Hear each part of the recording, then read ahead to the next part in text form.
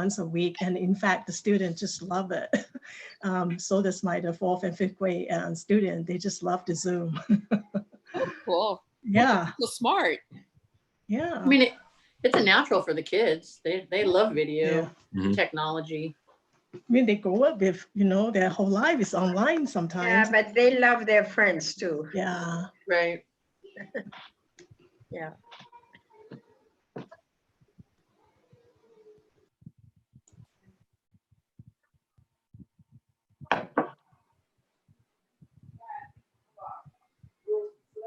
I'm doing okay with my lockdown because I go on long walks by the ocean, so I'm fine. And then I stay on the terrace, talk to some people at 6 feet distance, and it's fine. I'm not inside all the time. That's good. I try to walking is avoid good. going to the store. Yeah, I think you need to go outside. I mean, absolutely. as long as It's very you're good taking, for you. yeah, as long as you're taking precaution, I don't see why. Yeah, I wear a mask, Yeah. everything. Yeah, absolutely. It's just not healthy for you to stay home No. 24/7. So No, you have to go outside. it just makes me mad sometimes. Like you see people not really taking a precaution, not wearing masks, in the Yeah. grocery store. I'm just like, hey, I'm doing my part. You should do your parts too. Exactly. Yeah. I agree. But then you can't really force them to do anything. So Yeah, it's so crazy. I'm like, who are you people that don't think you have to put a mask on? It's so weird. yeah. I mean, it's disgusting. It's like, I mean, I wear glasses. Putting the mask on is kind of, when I breathe, it fog up my glasses. It's very yeah, me too. uncomfortable. And, I can see, but I still wear it, yeah. I Yeah. wear sunglasses when I walk, but I understand at Home Depot, they sell these big glasses that people wear when they do work, construction work. Yes. So I've these are seen good those. glasses to have. Yeah.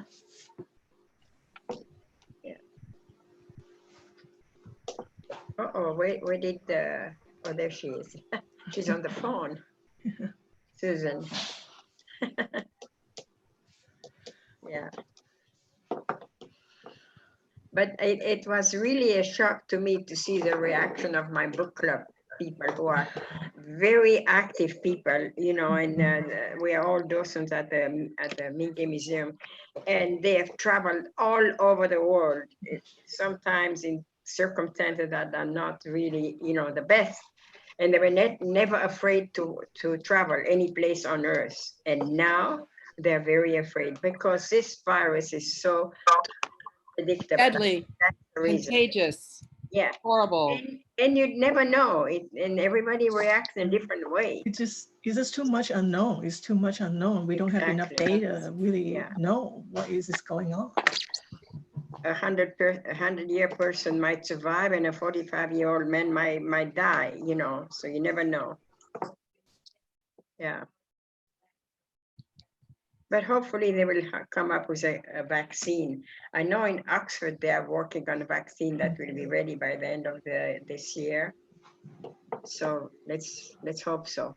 Yeah, I'm a bit, I'm not afraid of the summer. Maybe I'll go out a little bit more, but this winter, everybody was predicting that with the flu season, it might be more deadly, or, and so hopefully we'll have the vaccine before that. Yeah.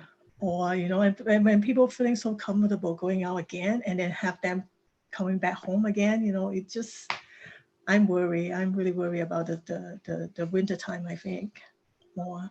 Well, if you are careful, my daughter and son-in-law are doctors in the state of Washington near Seattle, and that's where it all started, and now they took, everybody is paying attention, everybody is obeying the rule, and now they have less and less cases, much less in California. Of course, it's not as populous as California. Yeah. Nevertheless, they're doing a great job, and little by little, they're opening up. Even restaurants, apparently some restaurants are open with, not many people. It can be done if you are really, really careful. Yeah, we just lack of cohesive action. I feel Yeah. like, you know, it's just like everybody doing their own things, but we Yeah. really need a standardized, you know, action, federal actions that kind of, you know, I don't know. Yeah. Just kind of scared and frustrated. I think a lot of people are, you know, facing the same thing. So I mean, I never seen my kids that scared before.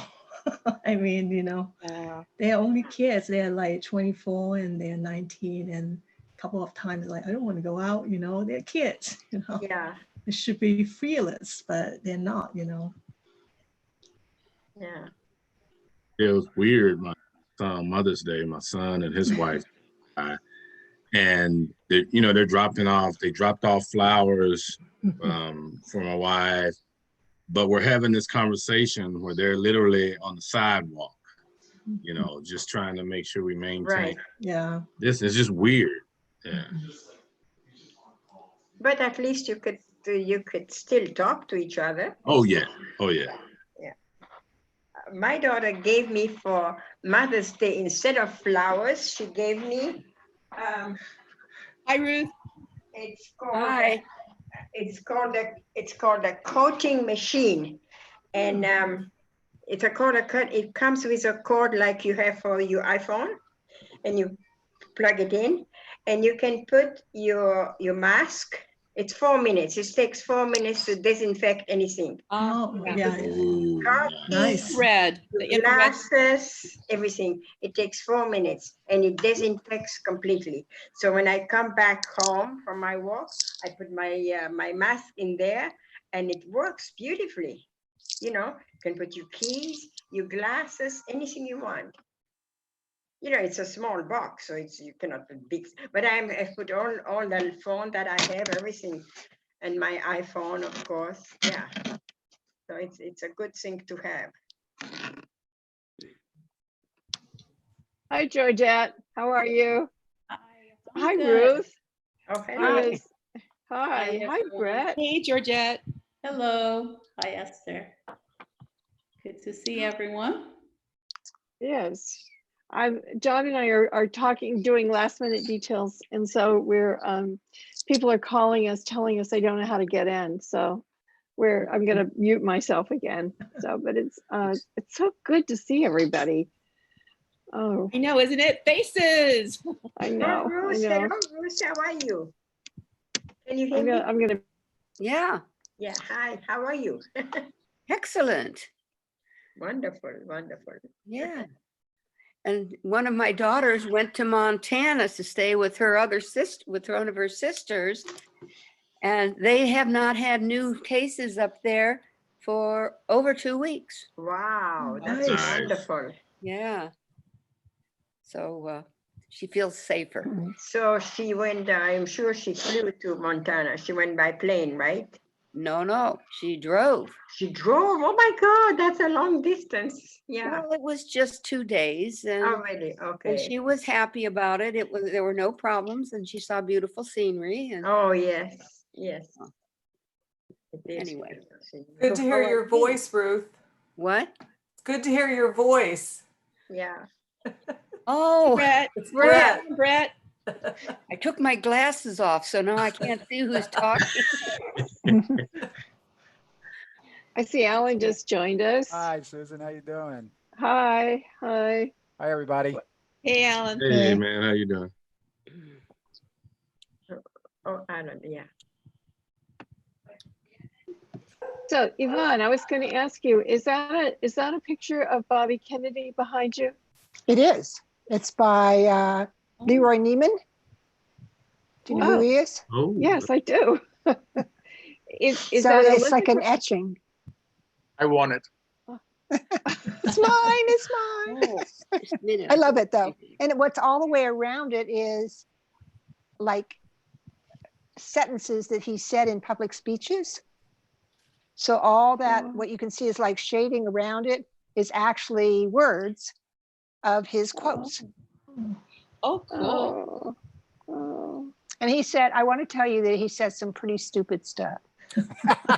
I was when I actually read these things, I said, really? Well, it was the 60s, of course. Right. Well, I mean, so one of his campaign speeches, when he was out here in California and he was speaking to the farm workers, he said, "You all need to vote for me because our family eats a lot of vegetables." That was before he shared the fast with Cesar Chavez, right? Right. But anyhow, yeah, it's a cool picture. Well, I have to show you something.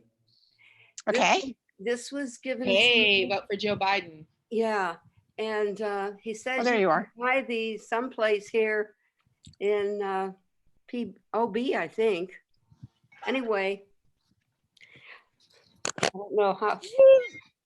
There, you got to see the top part too. Make America great again. Oh no. And Jim Sutherland came up and gave me this, and he says, "I know you'll wear it." Since then, I haven't been out any place to wear it. With the red cap, right? No, Blue one. I don't.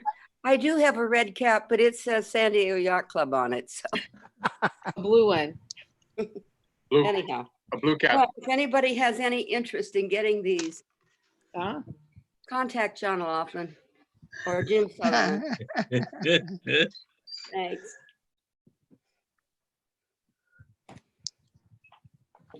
Hello, Georgette.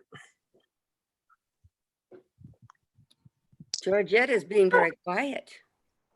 Well, I see Sarah joined us too, Sorry. Trying to and multi- Luana. Hi, I Jean. see- Hey, Esther. Hi, Susan. Hi, everyone. Hi, Luana. Hi. Hey, Sherry. How you New. doing? Hi, Esther. Hello. Thank you Former for deputy mayor. I'm here. Looks like Oh my rain. gosh. Hi, Sarah. How's it going? Hi, Berta. Here, Jacob. John, Wow, it's nice to Hi. see. It's nice to Sherry, see everybody's face. Sarah. God, it's nice to see everybody. Marcus, this is great. Luana, it's great to see everybody. See everyone. And I think it's Roberta's birthday today, isn't it? Yes, it Whoa. is. Happy birthday. I'm busted. All right, we gotta We sing in the haven't started the meeting key. yet, right? So we can all sing happy birthday Birthday to to you. Happy birthday To you. Happy Happy birthday, dear Roberta. Roberta. Happy birthday to you and many more. Berta can actually sing, and so can Kathy. Thank you Kathy, very you should have much. led that one. Can't sing with a darn, but How do all those choirs synchronize so well? We were awful. I know, right? Esther, don't sing that, but I don't. Those who don't know. They have better editors. And I do think that they practice. Ah. yes, we have to practice. Yeah. Maybe for Roberta's birthday, Awesome. we let her sing to us. Yeah, because she's a beautiful voice. Sarah's got some inside information most of you don't. Yeah, So, I know you can sing. I know you it can sing, too. Roberta. word got out on the campaign trail. She has a great voice. Thank you Yeah, I very know. much. Yeah. She does karaoke. So, hi, Nora. Acapella, Just too. joined us. Hey, Nora. Hi, and Joe and Ryan, and Joe. so the screen is filling up in front of me. I've got John's big work screen, and it's just filling up with people. It's great. Faces. Wow. A good thing. Oh, and Samantha. Hi, Samantha. She just joined Hello. us. Can you hear me? Yep. Hi, everyone. Hi. Hi. Oh, there's Roberta. Does anybody remember the Hobo Kelly show? Hobo Kelly. And Steve, just Stephen Whitburn. Hello. Hi, Steve. Hi, Joe. Hello. How we doing? Hi. We're all fine. We're all just chatting away. Hi, Ryan. Uh-huh. Ryan's How- in his car. Yep, I am parked by my home where my Toyota usually is. Oh. Been Oh, driving Patty's. last. Oh, that's you in your car. Yeah. Hi, Patty. Hello, how are you? Good to see you. Hi. This is cool. This is Very nice. Susan, is this your first? Is this the first club Zoom meeting? No, it's not. It's the, actually Second? the second one. So Second next one, time yeah. we should say, okay, where's our glass of wines, right? I Yeah, was right. An idea. Now you're This is talking. water with Everybody at home lemon in can it. go get a glass of wine. Well, there have been some Zoom meetings that that's how we got through them,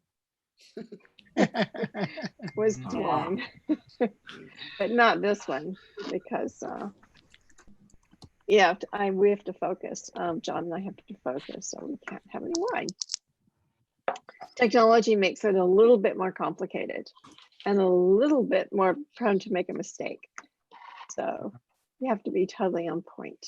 So, hi, Becca. Oh, Okay, so I'm keeping track of time. It is 6:30.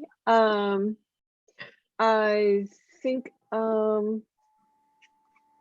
okay, so John, let's see, I can,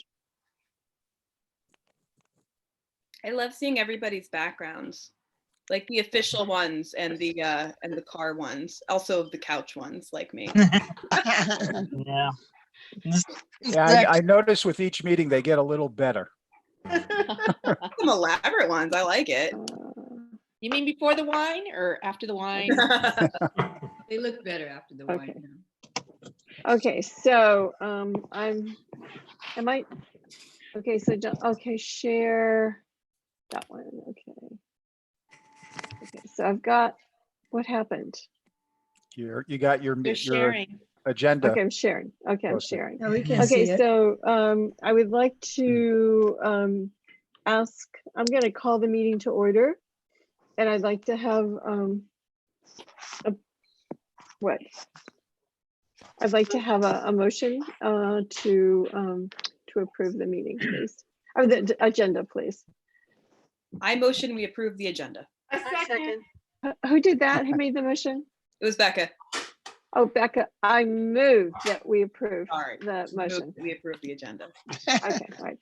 I just trying to, yeah, it's a whole thing. We had, for those who are new members, last year, we did a whole thing, thanks to Doug Case, and we did a whole thing on how to make motions. So I want our members to know how to do this and when they go to other clubs, so that they'll look like they're smart.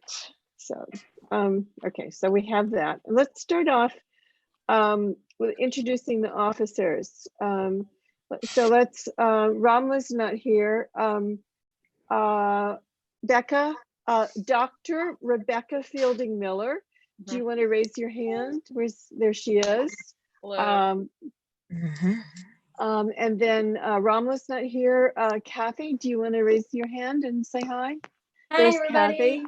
Hi, Kathy. There's Kathy. Hi. Hi, Kathy. And Rosamond keeps us out of trouble. Where's Rosamond? She's our treasurer. Hi. Okay. Hi, Rosamond. All right.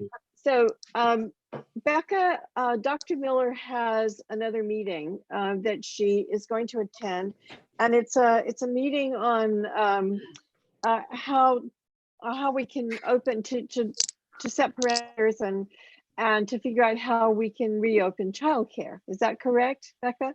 Well, that actually happened earlier today. This thing is semi-unrelated to COVID, but I do have to go from 7:15 to Okay, 8. so she has another meeting, so we're going to let her go first. And she has something that she wants to introduce to our club.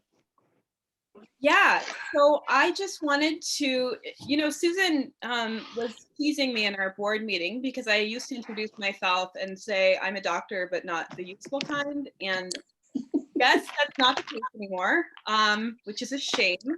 So by training, I am a social epidemiologist, and I'm a professor of infectious disease and global public health at UC San Diego. So the last few months have been something else for me, especially in particular since daycare closed and I was trying to do my job as a public health scientist and also parenting a toddler at the same time. So Susan mentioned in passing, and I hope Sarah Jacobs talks to this in a minute, I have actually been meeting with the San Diego Child Care Task Force to try and figure out how we can open daycares safely. And Sarah, I hope you talk about all the amazing work that you guys are doing with that in a minute. But one thing we've been talking about is setting up for our club a COVID-19 response committee. And that might look something like thinking about how to do community outreach and wellness checks. It might mean making sure that people are connected to resources, or just anything that we can do as a club to try and respond to the pandemic. So if anybody would like to join me with that, I will be leading it, and you are welcome to just email me. Email is better. You could text me, but I'll lose track of it.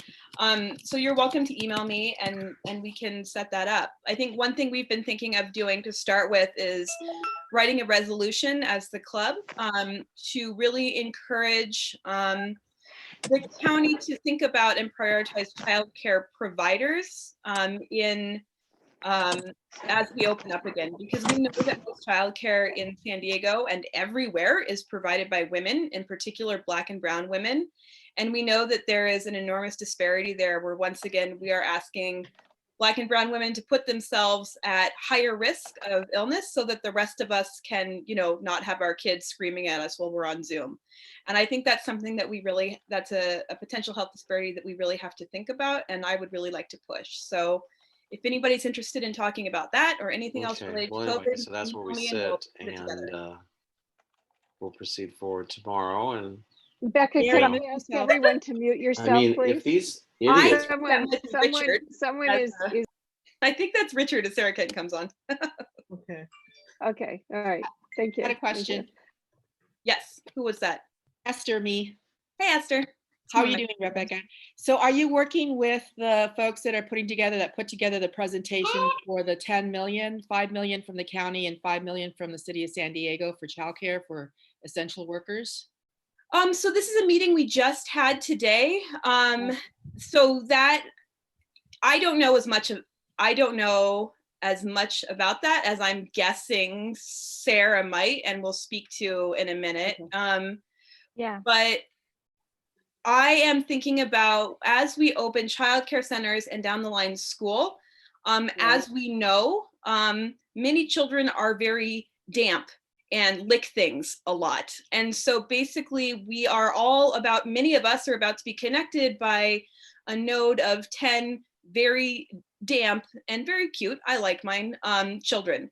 And so we want to make sure that we can do that in a way that is as safe as possible, both for families and parents and for providers in particular. They expanded it to 12 though, right? From 10 to 12. They're talking about it. So one of the things we actually want to do is get a sense of what is adding 2 more children due to a network. So when you think about all the people who are connected by one kid, there's everybody in the household, and then there's everybody that everybody in that household touches. So does adding 2 kids mean you're adding just 2 parents? Does it mean you're adding 2 entire households? Right. So we're going to try and get a sense of that too, hopefully. This is Rob Howard. Have you had a chance to, I know in Oregon, they were opening up some childcare centers, at least to evaluate what they felt like were safe practices for doing it? Was there some comparison and best practices going around at this early stage? I don't want to make myself out to be an expert on anything I'm not. I just started this process today, but I do know that we've had a lot of childcare centers that have been open and serving essential workers. And it would be really interesting to reach out to them and get a sense of what they've had in place that has made them feel safe, and what they would like to see, and which of those things are sort of biomedically useful and which of those things are financially viable. Right. And Becca, if I could jump in quickly just to help. The answer is yes. It's a coalition of organizations that have formed an emergency childcare task force that Becca has been amazing on helping to advise on this issue. We have many subcommittees, and the policy subcommittee really spearheaded the request to the county and the city. And then many of the childcare providers have been staying open. And so there have been many conversations with the ones that have stayed open and also with ones in other states on best practices. and you know, we're all trying to figure out the safest, most cost-effective way to keep going. And just today, the YMCA got $4 million from the state to help provide cleaning supplies to childcare providers to help with that. Could I ask a question?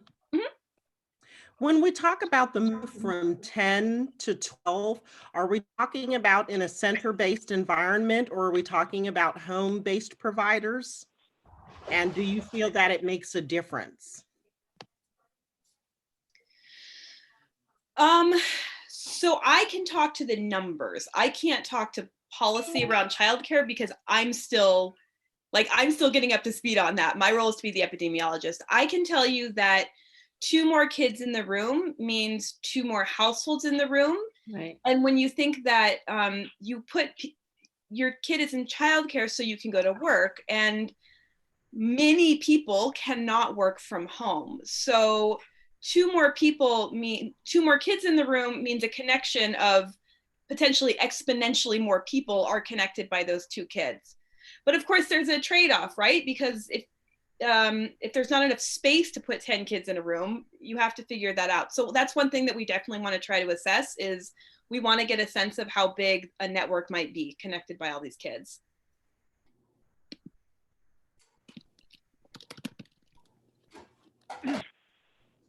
This is Michelle. Can people say their names, please, when they're speaking? Sorry about that, Michelle.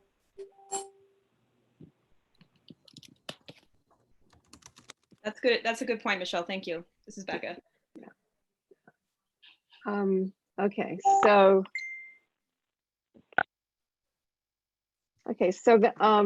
if you have if you're interested and there's something you want to do, Becca has put her email up there, rkfmiller@gmail.com, and Ramla has joined us. Ramla, do you want to say hi? Hi everyone. Sorry to join late. Can we see your happy face, Ramla? I am cooking iftar for 10 people. So I'm multitasking in the kitchen, paying attention to the conversation. I apologize, but it's lovely to see everyone's faces. It's a beautiful way to connect despite the circumstances. And I know a lot of the folks I see here are doing a tremendous amount of work in terms of responding to growing community needs and really being like front and center in terms of being responsive to families. So I appreciate y'all. It's good to see you. Ramla, do you want to say anything to Becca's idea? Do you want to add to that? Because that was partially part of a conversation that you and Becca were having. So I joined a little bit late. So if you could help me, is this regarding tracers, contact tracers?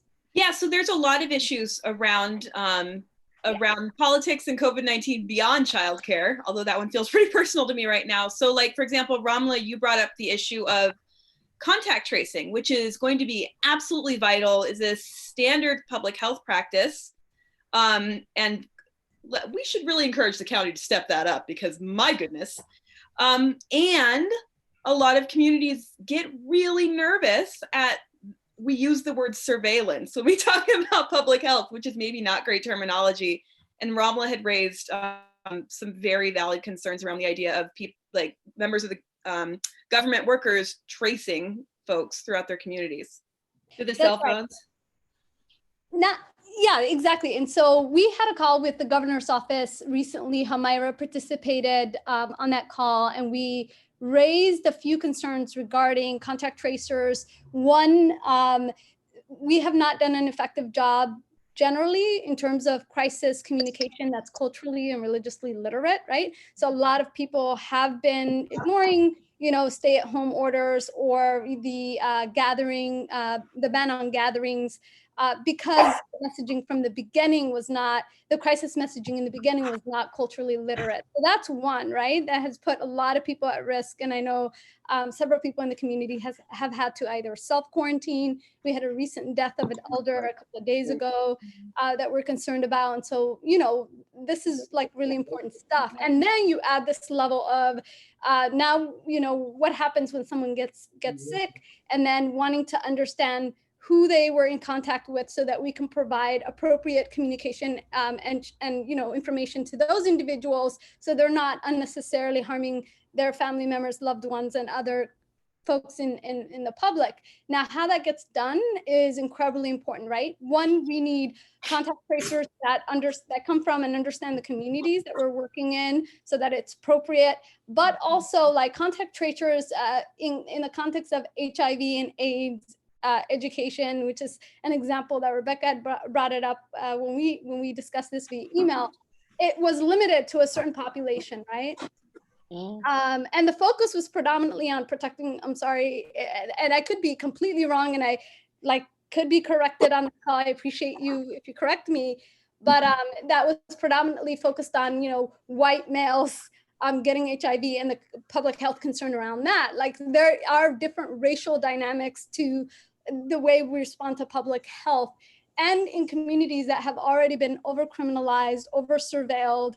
And by the way, in terms of COVID-19 and the federal government's response, they just allocated $10 million to a new version of the Countering Violent Extremism Program, or CVE. Now they're calling it TVTVP or something like that, which is essentially criminalizing people for being Muslimi. Like, if I start going to the masjid all of a sudden and I'm 20 years old and I'm gaming, I've got 2 risk indicators because I'm socially isolated, and all of a sudden I'm more religious, so I must be radicalizing, right? So things like that really criminalize people for being who they are, for belonging to a religious minority group, or just because of their cultural background. So you've got these layers happening right now. And then in addition to that, you've got this layer of like needing to provide important public health, contact tracers in the community, and how that gets done in terms of sharing information with the CDC, and then, you know, what happens with your data. And like, so there's a lot of questions we're still learning, but we're in communication with privacy experts. And I plan to be in touch with Rebecca again soon, because we really want to figure this out. So sorry I talk so much. No, it's kind of exciting to see how things start. So, okay, Sherry Mackin, you guys, did you get Sherry's information? Sherry wants to join you guys. She wants to be on that on that committee. Okay, great. So we're gonna that was exciting. Now, I know that we have elected officials. Doug Case is here, and so we're going to start off hearing from our elected officials. I'm going to give them 3 minutes each. So Doug, you're on. Okay, thank you. I'm Doug Case. I'm the Political Affairs Director for Senate President Pro Tem Tony Atkins.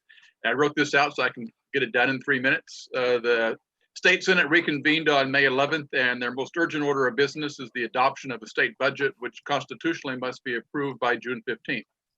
The Pro Tem is committed to creating a balanced, pragmatic budget that protects working families and the middle class. The legislature will likely adopt a baseline budget, and then later this summer or perhaps fall, develop a revised budget after the state's finances become more evident. The governor submitted his May revise to the budget last week. He announced that California faces a $54 billion deficit, and the unemployment is projected to peak around 25%. Unfortunately,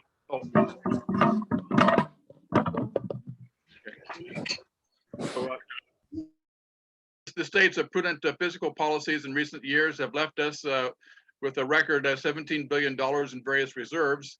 Unfortunately, the governor proposes to expend all that over 3 years. The Federal CARES Act funds will help with many COVID-related expenses, but closing a gap of this magnitude will be a tremendous challenge and will require additional federal assistance. Without that assistance, we'll be facing deep cuts, especially in education, and a proposed 10% pay cut for state workers. Congressional Democrats passed the HEROES Act last week, which would authorize almost $1 trillion in relief to states and local governments, but it faces opposition from the White House and Senate Republicans. Last week, the Pro Tem unveiled 2 proposals from the Senate Democrats. One would create a voluntary renter-landlord stabilization agreement. Under the proposal, renters would receive rent relief and reimburse the state interest-free over a period of up to 10 years with loan forgiveness for financial hardship. Landlords would then in turn get transferable future tax credits equal to the amount of the unpaid rent spread out equally over 10 years. The second proposal would create a $25 billion economic recovery fund that would be paid for by encouraging Californians to prepay income taxes in the next 2 years. Participants would then receive a transferable tax voucher that they can use between 2024 and 2033. Governor Newsom appointed the Pro Tem to his task force on business and jobs recovery, chaired by Tom Steyer, and she looks forward to working with other leaders in developing strategies for the state's economic recovery. The Pro Tem has also established a special Senate committee on pandemic emergency response, a bipartisan committee of 11 senators tasked with reviewing the state's response to the COVID-19 health crisis. And finally, the senator's staff continues to work remotely and is dealing with a record number of constituent issues related to the COVID crisis, such as unemployment and healthcare. If you or someone you know needs assistance with the state agency or program, you can contact our district office. I'll put the contact information in the chat along with some links to the governor's proposed budget and some useful COVID-19 information and resources. And I'll also put those in the club's Facebook page.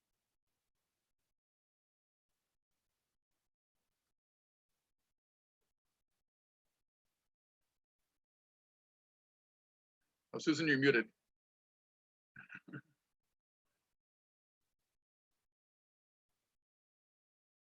Spacebar didn't work. Okay. So Doug, you're going to send me the text, right? And yes. Okay.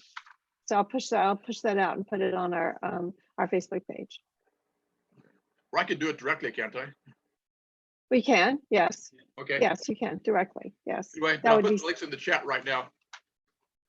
Okay. Thanks. Thank you. Thank you. Okay, are there any other, let me look through the list. Okay, so Nick Serrano is here. Nick, are you here representing Todd? Nick? Yes, I don't want to take up too much time because I think Doug, my colleague from the Senate, took up most of the important issues. I would just say that our first and foremost priority right now is the response to the coronavirus pandemic. As Doug mentioned, we've seen a significant uptick in particularly the number of unemployment cases that we are seeing across the state of California. Our office itself has seen a 20-fold increase in the amount of cases that we've had relative to unemployment, and we continue to work through those every day. We've redirected all of our staff resources to focus on EDD cases, and we're trying to get as much answers as we can. The assembly member is remains frustrated about how unprepared our EDD system has been to deal with a crisis like this. And he is currently up in Sacramento right now, banging on every door to try and get answers and try and get some assistance to our constituents. And I would just say that the next issue that's really front of mind for all of us, and Doug kind of hit on it with the legislation that the Senate Democrats have put forward, is really about this conversation relative to rent relief and landlord relief simultaneously. I'll tell you that we received 2 media inquiries today relative to situations that are happening at San Diego State University, where families have entered into off-campus leases and their landlords are not allowing them to exit those leases due to the pandemic, even though San Diego State University has announced that all of their learning for the next academic year is going to be done virtually. That is that is just a symptom of the larger issue that we have in this balance that we're trying to strike with providing renters with the relief that we know that they need, but also not leaving landlords in a hole as well. Because we know that there has to be both in whatever we're talking about. A lot of this does center on the federal government, which we are certainly advocating for. And if you haven't sent your letter to to advocate for the HEROES Act, I would encourage you to do that. Governor Newsom was pretty clear on the budget that a lot of these impacts can be mitigated if the federal government provides us with the sufficient amount of resources that we need. So certainly do that if you can. But that's the next topic of conversation, is how we're going to deal with this sort of rent relief and landlord relief as well. Like Doug said, we are happy to assist any of you with any issues that you may have relative to a State Department or agency. I will put our information for the Assembly office in the chat as well. And I appreciate the time, Susan. Thank you very much. Susan, can I ask Nick a question? Yes, Sam. Hi, Nick. This is Samantha Jenkins. I noticed that Todd put out an email to folks on his mailing list about an economic development committee or something of that nature that he's trying to put together to specifically address disparities among how minority small business owners are accessing funds. Are you aware of that program or that committee that he's trying to put together, and who he envisions staffing it and being a part of it, who he's looking to tap to be part of membership? Sure, I can address that. So that's actually happening on our other side of the fence. That's part of his mayoral campaign. The Economic Recovery Committee that you're talking about is called Back to Work SD. We announced it this past Friday.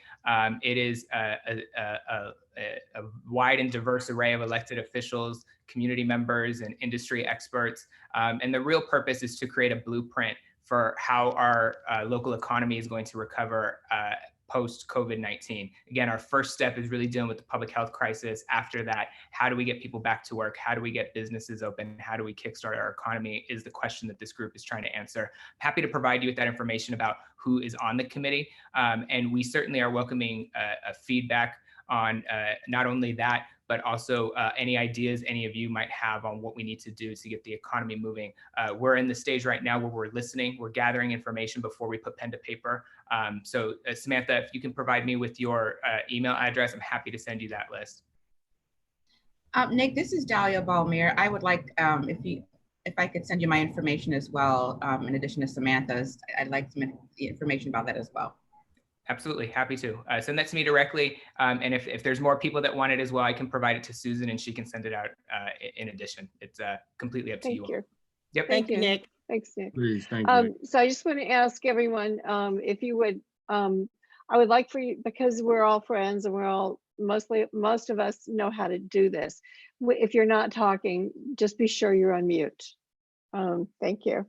Thank you. Is there, okay, so I'm looking down the list. I'm looking to see if there's any other electeds that are elected. Is anyone else?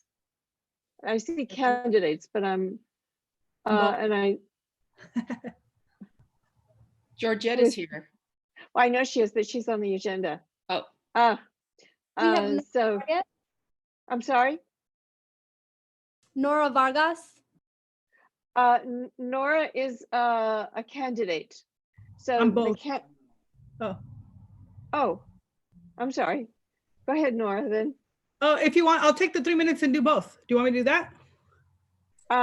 Well, okay, go ahead. If you don't want to know, it's okay too. I have to go to another meeting. Okay, go ahead. Go ahead, Nora. Go ahead. So Tim is here too, so I'll do it on behalf of both of us, and then he can jump in. Currently, I'm the governing board member for Southwestern College, and I hope you all have been seeing a lot of the great work that our president and our campus community has been doing to support our students and our families. We're really proud that we were the first college to be able to disperse thousands of dollars for our students and who were in need. And unfortunately, the federal legislation, the CARE Act, does not include students who are undocumented. However, between our associated students and the partnerships with the foundation and a lot of other work, we were able to distribute additional funding for students who did not fit the criteria for the first piece of it, right? We're doing a lot of work to try to figure out what the fall is going to look like. We're preparing for mostly online. We're having conversations, and I know that Chancellor Oakley is actually has had conversations about this, that trying to figure out how our first responders would be the first people to go back in the classrooms to do this work. And so there's a lot happening on our campus. Graduation, sadly. So if you know students who are graduating, give them all like a big virtual hug and send them cheers, because we probably won't be having any graduations this year. We're going to be celebrating them sometime in December. And then on the other side, on the campaign side, just doing a lot of work, brought together a group of nonprofit organizations that are leading the way in the South Bay to address some of the issues regarding COVID and what recovery is going to look like for all of us. Continue to have my Conexiones every Wednesday to make sure that we're sharing information in English and Spanish for our communities, because there's a great need.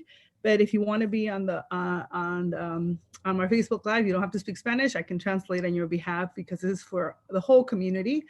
And last but not least, we are off and running, and we are doing a lot of conversation cafes, meet and greets, and we're online. And I am spending a lot of time on Zoom besides raising money, which is really hard right now. But anyway, I'm glad to be here. South Bay Forum is meeting right now, and they're talking about which is another group. And we're talking about what we're going to do for the Board of Supervisors tomorrow. So I'm going to have to step out. But please make sure you're paying attention to what's happening in the Board of Supervisors, because our communities on the front lines are really being impacted, and we need progressive voices on there. So thank you very much. And sorry if I went over.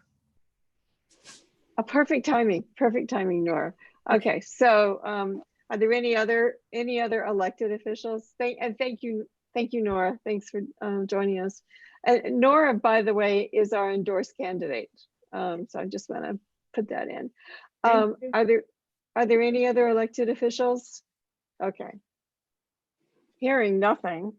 I'd like to introduce our guest speaker. And this is Carmen Chavez, and she's the executive director of Casa Cornelia Law Center. And Casa Cornelia is a pro bono law firm in San Diego that provides direct representation in humanitarian immigration applications, including asylum and related relief and protection. And they do amazing work. And so I'm going to turn this over to Carmen. Carmen, you were with us before. Where are you? Carmen?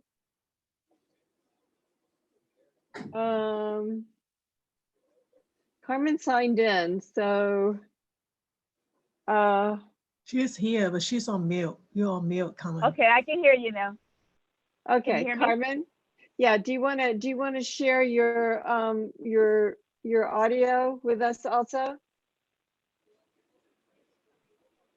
Oh, your video. I'm sorry, your video with us. Yeah, the video is on. There you are. There you are. Yes, wonderful, beautiful. Okay, so that's great. So I guess what I'm trying to say is that I need to use my cell phone in order to be able to connect to the system. Okay, that's okay. Okay. So let's just go ahead then. I'm turning the meeting over to you. Okay. I hate to ask the question, but can you hear me? Yes, we can. Yes. Well, thank you so much, and I really appreciate being able to come before you this evening. Among all the things that is currently on your agenda and should be on your agenda, should be on our agenda as we proceed and go forth in this election year, there is a segment in our community that is getting hit multiple times, and specifically I am speaking about the immigrant and refugee community here in San Diego along our border. And I know that these are terms that are near and dear to your heart, protections and values that our country holds so dear: rule of law, opportunity to be heard, access to justice, an equal opportunity to be able to be heard, understood, hopefully, and considered. Among this group are persons that have suffered some kind of violation against their humanity. And at Casa Cornelia Law Center, for the last 27 years, we have been providing free legal services and representation to both detained and non-detained asylum seekers from all over the world, speaking many different languages. I know that you have seen the news as it relates to the border and as it relates to the detention facility, and also as it relates to the children, and also as it relates to the undocumented victim of crime. As Susan shared, those are our three areas that we have focused. Our mission to provide quality pro bono legal representation is one that we have held near and dear for the last 27 years. And last year, we responded to over 2,600 men, women, and children. And no easy feat, but we have held strong in our conviction that this is something that needs to happen in the midst of the current pandemic. The clients that we serve are getting hit more than once, twice, maybe 3 times. As it relates to the asylum seekers, with the border being closed currently, and with talk about having an indefinite closure into the future, is extremely disconcerting to us, and is something that is going to need some national action, because the current administration is in violation of international treaties, our own asylum law, and the UN Convention Against Torture. And so that's something that is very, very concerning. And that's just the adults. There's also the children. You've heard reports of children being summarily deported or removed either to Mexico or to their country of origin. These are children that are protected under case law, statutory law, and a settlement called the Flores Settlement, where they need to be treated differently. Granted, there are those that say, but what about COVID-19? There are ways to safeguard the country from COVID-19 by screening some of these children and some of the adult asylum seekers. It seems like that is not the will of the current administration, and what it is to do the opposite as an opportunity to deny all these persons an opportunity to have their cases heard. So I have often been asked, well, how many people have been turned away? That's a number that we don't know. It's hard to prove the negative of how many adults and how many children have been turned away. So that's one segment. The other segment is those that are detained. And so far we have one person that has died. There has been legal action by the ACLU and other advocacy groups to have these persons released, people who are COVID affected. And I believe so far there's been about 66 individuals who have been released. The courts, the immigration courts for the detained dockets have continued. And so we have continued to either appear telephonically or by video, and deadlines still continue. So our attorneys are actively preparing applications and declarations, trying to communicate with clients as best we can. Likewise, the non-detained, and I was asked to focus more on our female clients, and of course, us women permeate every and all aspects of this work, whether it's a woman who has fled her country of origin because of extreme domestic violence, trying to find safe haven together with her children in the form of asylum protection, or fleeing gang violence, or ethnic violence, or it's a young girl or a little girl who has left unaccompanied and has arrived at our port of entry, or undocumented victims of serious crime like domestic violence, human trafficking. Over 70% of our clients in our victims of crime program are women between the ages of 25 and 45 who are responsible for small children. That is an incredible percentage. And those cases also continue. We call those cases affirmative cases, meaning these are persons that are not currently in immigration court and are coming forward to present their claim. in our quiver, we often say, in our quiver of things that we can apply for these individuals, apart from asylum, there is something called special immigrant juvenile status, and that is specifically for an abused, abandoned, or neglected child. Additionally, there is the U visa and the T visa. The U visa is for a victim of certain enumerated crimes, and the T visa is for victim of trafficking. In addition to that, there is the Violence Against Women Act. All of these forms of protection are what Congress has created and has carved out with so many different extremely good reasons to try to protect those most vulnerable amongst us. All of these are currently in danger. And not only in terms of the law, but in terms of the policy and the way that the policies are being executed. So there is a tremendous amount of coordination between Casa Cornelia and other agencies around the county and around the nation, indeed internationally as well, because we also get cases that are related with the UN to try to coordinate some of these needed services. And so this is what I wanted to bring to you today, the great need that there is, apart from the fact that these are persons that have been hit with trauma, torture, past persecution, a fear of future persecution, some kind of criminal victimization. Now, in addition to that, they have been hit also with COVID-19 related. And for those that are in our community, they too have issues where they cannot find shelter. They too have issues where they cannot find sufficient food, sufficient services. Oftentimes, because of the trauma, they still need psychological support. Oftentimes, we put immigrants in this box over here. And I guess the message I have for all of you is that they're not in that box. They permeate throughout our entire society, and they are also in great need. And one of the greatest needs is to try to regularize their immigration status. And that's where we come in. That's the bridge that we have worked hard to overcome so that they have access to justice. And currently, the state of California has provided, as I see from the chat, where there's some assistance for those persons who are undocumented.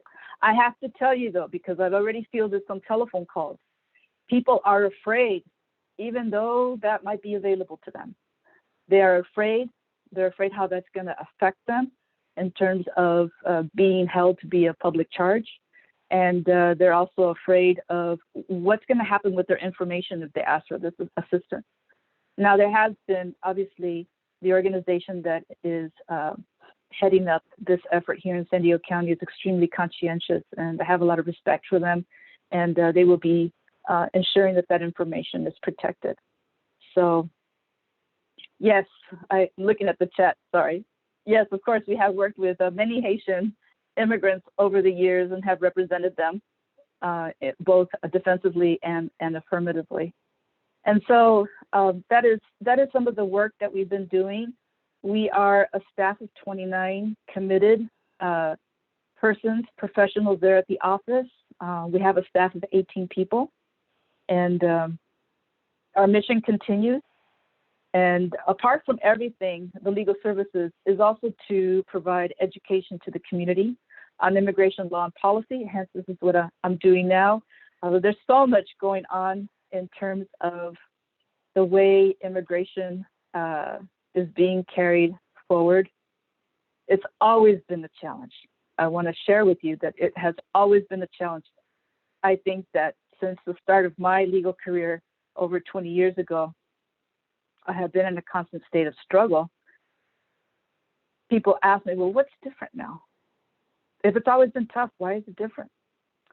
I think I would tell you, as an attorney, there are certain principles that one leans on. And I would say as a citizen, there's certain principles that one leans on, the rule of law, everything, due process, things that I mentioned.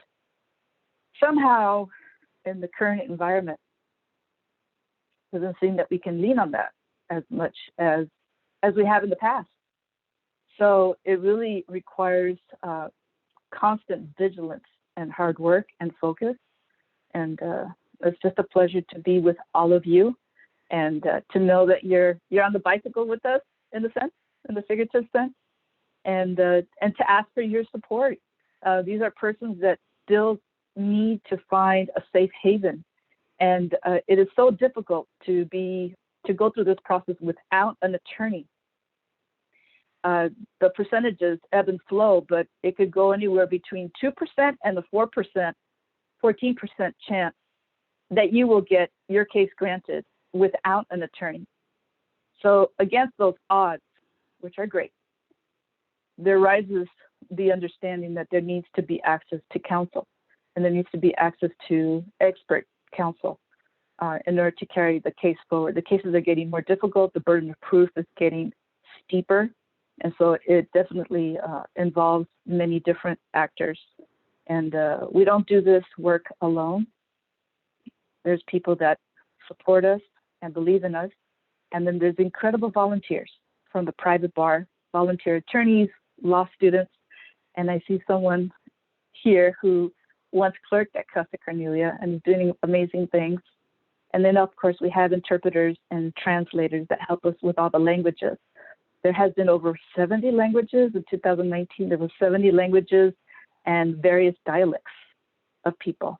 So it's been a tremendous effort. We did the accounting of all the hours last year, and I would have had to have hired 6 full-time staff attorneys. That's what the donated services of our volunteer attorneys represent. So with that, we've been able to leverage the goodwill of the private bar, and in that way extend ourselves and be able to serve even more people. So it's been a wonderful working model, and our values carry forward. And I'm here to answer questions that you may have. Thank you so much.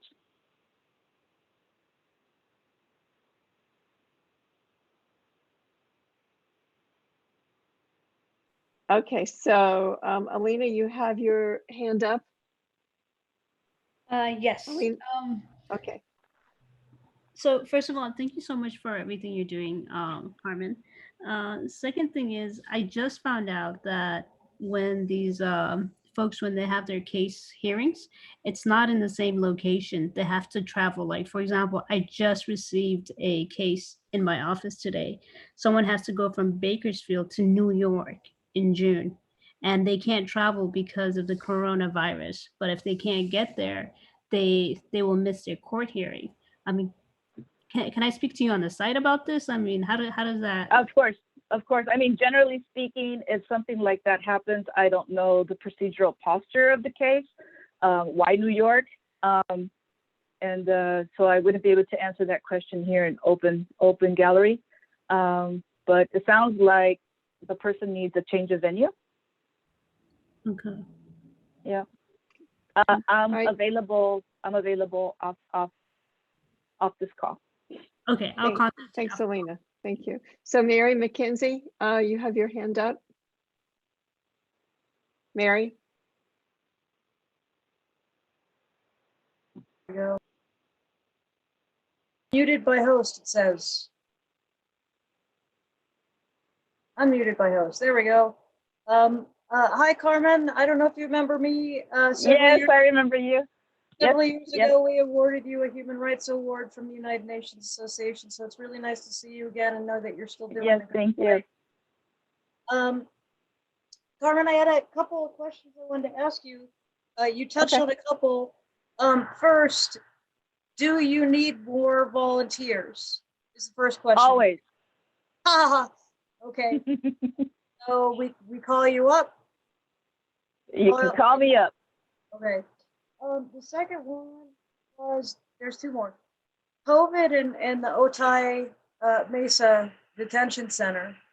Do you have any sense of the extent of it? And my other question is, I saw a story about a homeless camp, and I'm sure it's just one of many in Tijuana, that are refugees, asylum seekers that are at these horrible, just set up camps.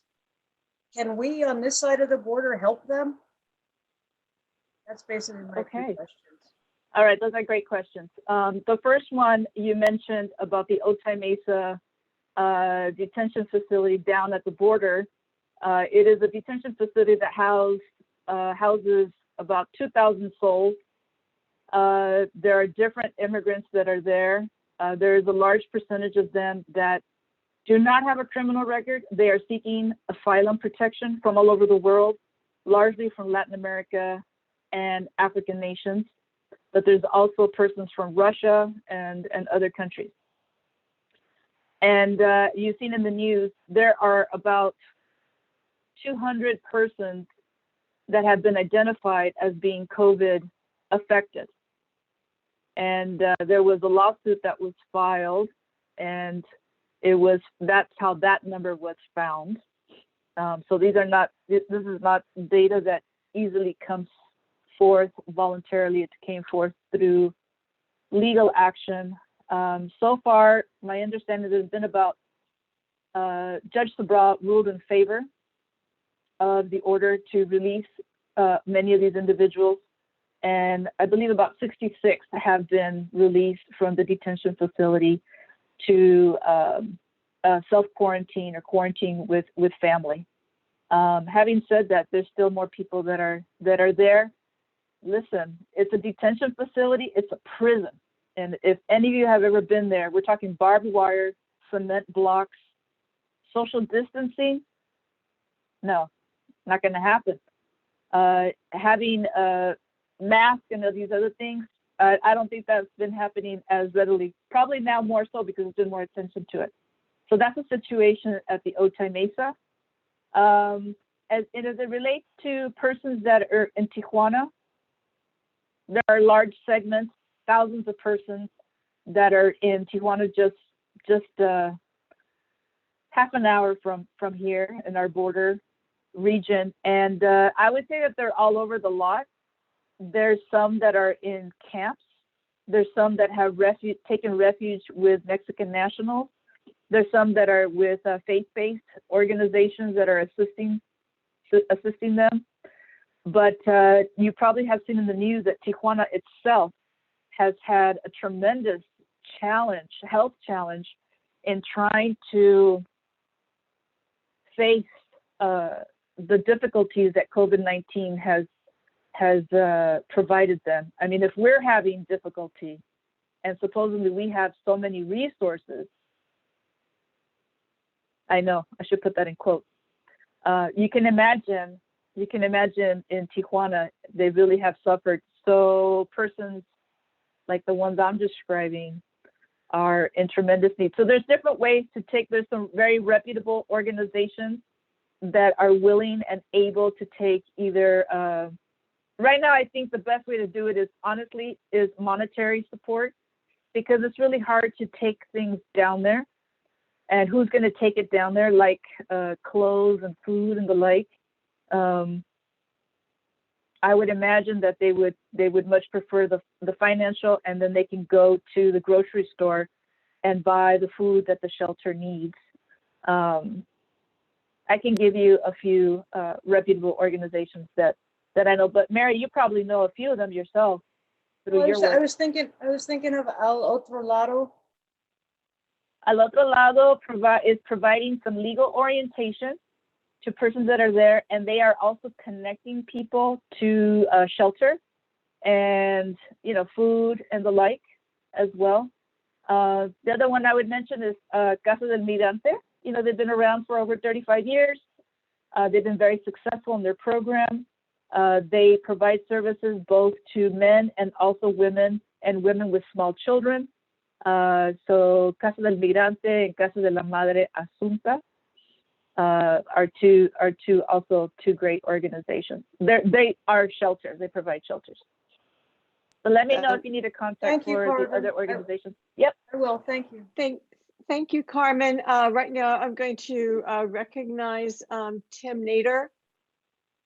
Yes, thank you, Susan. Hi, I would Tim. move, hi, Susan, and hi, everyone. I would make a motion. I mean, this touches so much on why I'm running and some of the things I'll say later, but I'll make a motion that we donate $500 to support Casa Cornelia. I'm a lawyer too, as you know, and they're like the premier organization doing this work, and it's so important right now. So I Thank you so recognize much. Alina. Alina, you wanted to second it? I second it. Thank you. Okay. So we don't have an amount though, Tim. You didn't have an amount. I said 500, but Oh, you said 500. Okay. that was based on what I saw in the chat window. If that's not Okay. No, that's fine. That okay. So I'm going to ask for yes and no's. If our members could vote and our guests, our non-members could not vote, we'd really appreciate that. So I'm going to ask, oh gosh. Okay. So John, how do I do a yes or no poll? You could just click on the Okay. participants and it gives you all the options of yes, no, raise your hand, everything. Okay.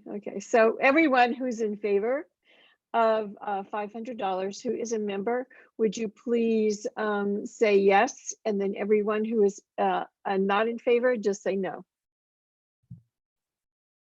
Yes. Yes. Yes. Yes. No, just from the participant, yes and no. Oh. All right, if you go to the participants tab, down at the very bottom, there is a circle that says yes and it's green, and an X that says no.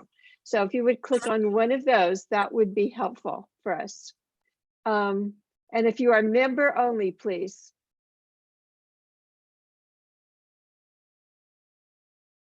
Okay.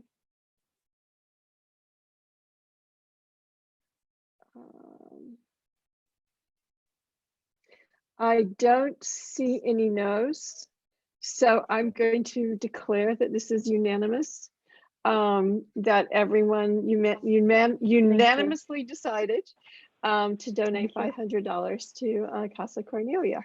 Thank you, Carmen. Thank you so much. Thank you so much. Thank you, everybody. And anybody else who wants to, who has a little bit of money that would like to donate to a very good cause. That's not actually why we invited Carmen here, but it would be helpful. She needs a lot of help. I was actually extremely impressed.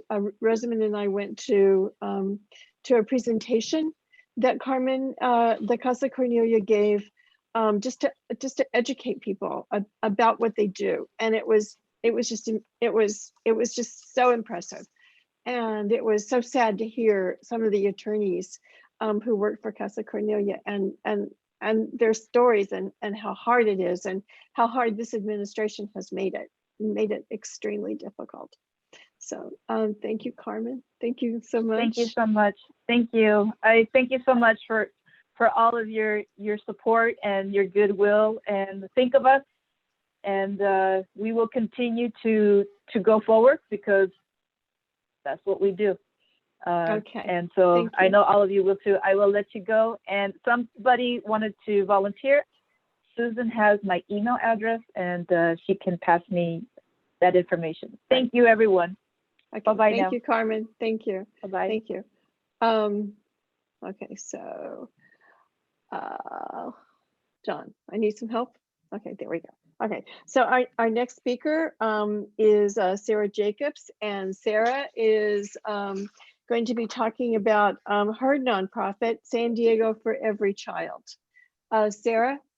Yeah, well, thank you, Susan, and so nice to see so many of your faces. I miss you all, and I'm looking forward to the day where we can do this in person again. As many of you know, I, in addition to campaigning, serve as the chair of San Diego for Every Child, which is a countywide initiative around childhood poverty here in San Diego County.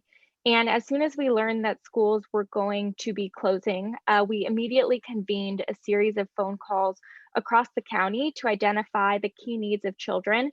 And the three key priority areas were identified as food security, equitable distance learning, and childcare. The schools have actually done a really good job at continuing food services and making available their free and reduced price lunches for pickup. And while there's always more that we can do there, I was actually helping at a distribution at Encanto Elementary School last week, and it does seem that that's going really smoothly. So we as a coalition of groups decided that the first main priority was going to be this issue of access to childcare.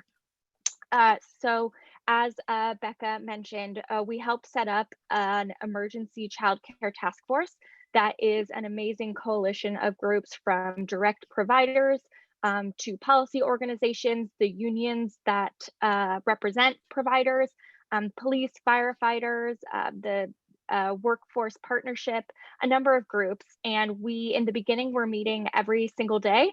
And now we meet twice a week with subcommittees to really help coordinate all of the work being done around the need for childcare. And we set up the San Diego Children's COVID-19 Fund also in mid-March. And I'm really proud to say that already we've helped mobilize over $6 million to provide emergency childcare for essential workers and to give micro grants to families who are cost burdened with children.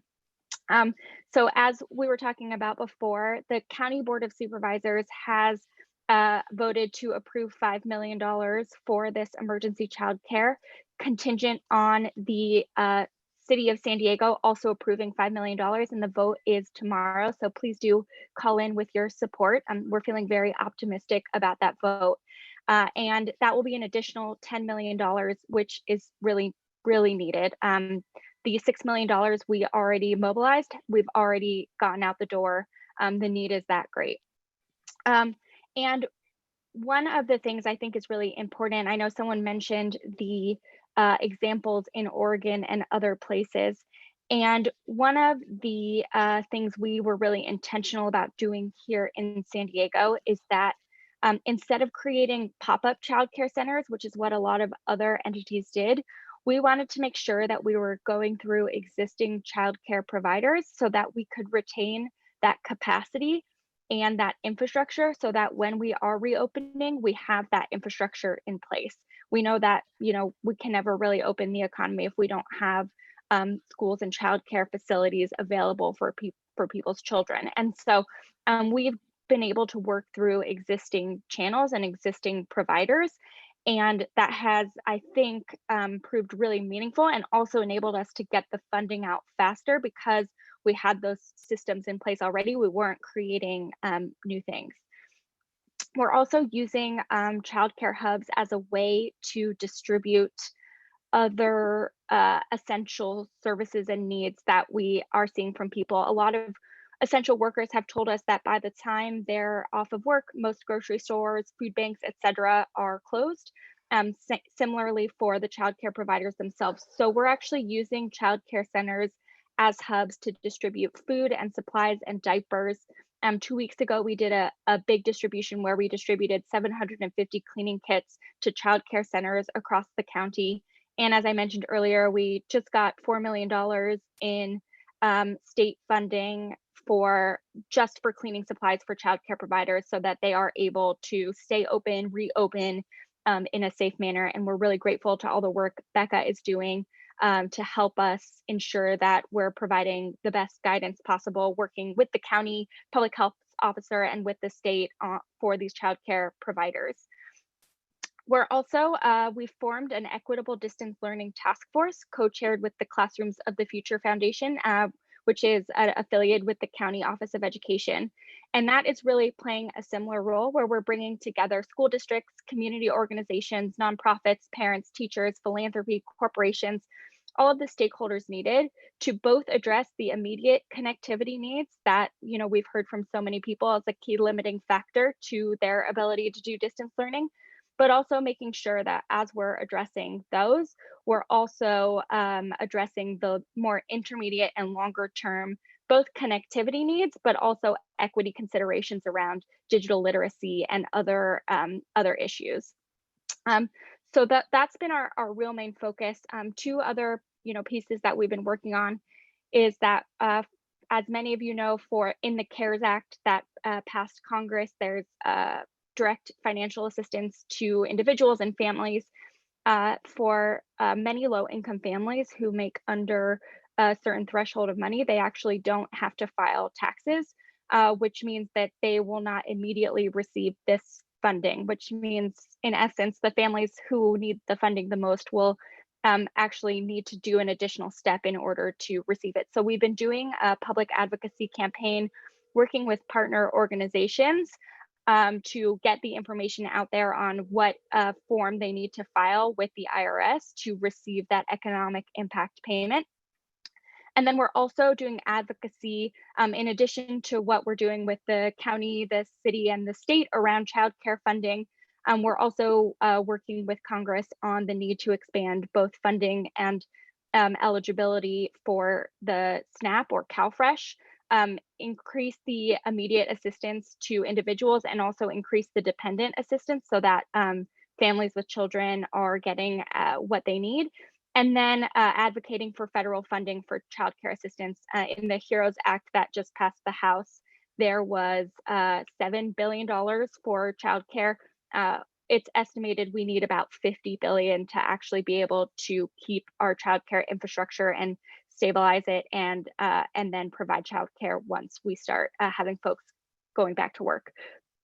That's really what we've been working on at San Diego for Every Child. I see some questions in the comments that I can address, and I'll also put in our website if you know of families who need the funding. The application is very simple.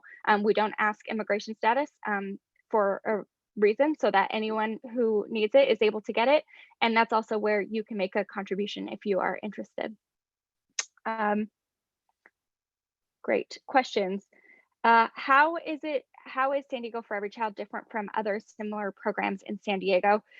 So what San Diego for Every Child is a coalition of groups, and it was created with the idea that there's a lot of really good work happening in San Diego around this issue, and yet the problem continues to grow and magnify. And so if we're really going to be able to solve it, we need to better coordinate and work together and figure out what the main gaps are, what programs are working that we can scale elsewhere, and have sort of a comprehensive plan that we can all work together on, and also ensure that we're doing funding strategically through that plan. So that was the original idea of San Diego for Every Child. And I know many of you on this call have been so helpful in the formation of it over the past year and a half, and in its launch in January. So that's really the idea. Obviously, with COVID-19, we've had to pivot a little bit, but we still play a similar role, playing that coordinating entity to help make sure that we're magnifying and accelerating all the great work that others are doing. For Alina's question on the summer program, so the Board of Supervisors allocated a separate $1 million for summer programs through the YMCA that they're going to be operating, but assuming that this funding doesn't run out, the childcare funding does not have a deadline on it. So we'll continue providing childcare vouchers as long as we have funding to do so. And yes, people who are experiencing homelessness are also able to apply.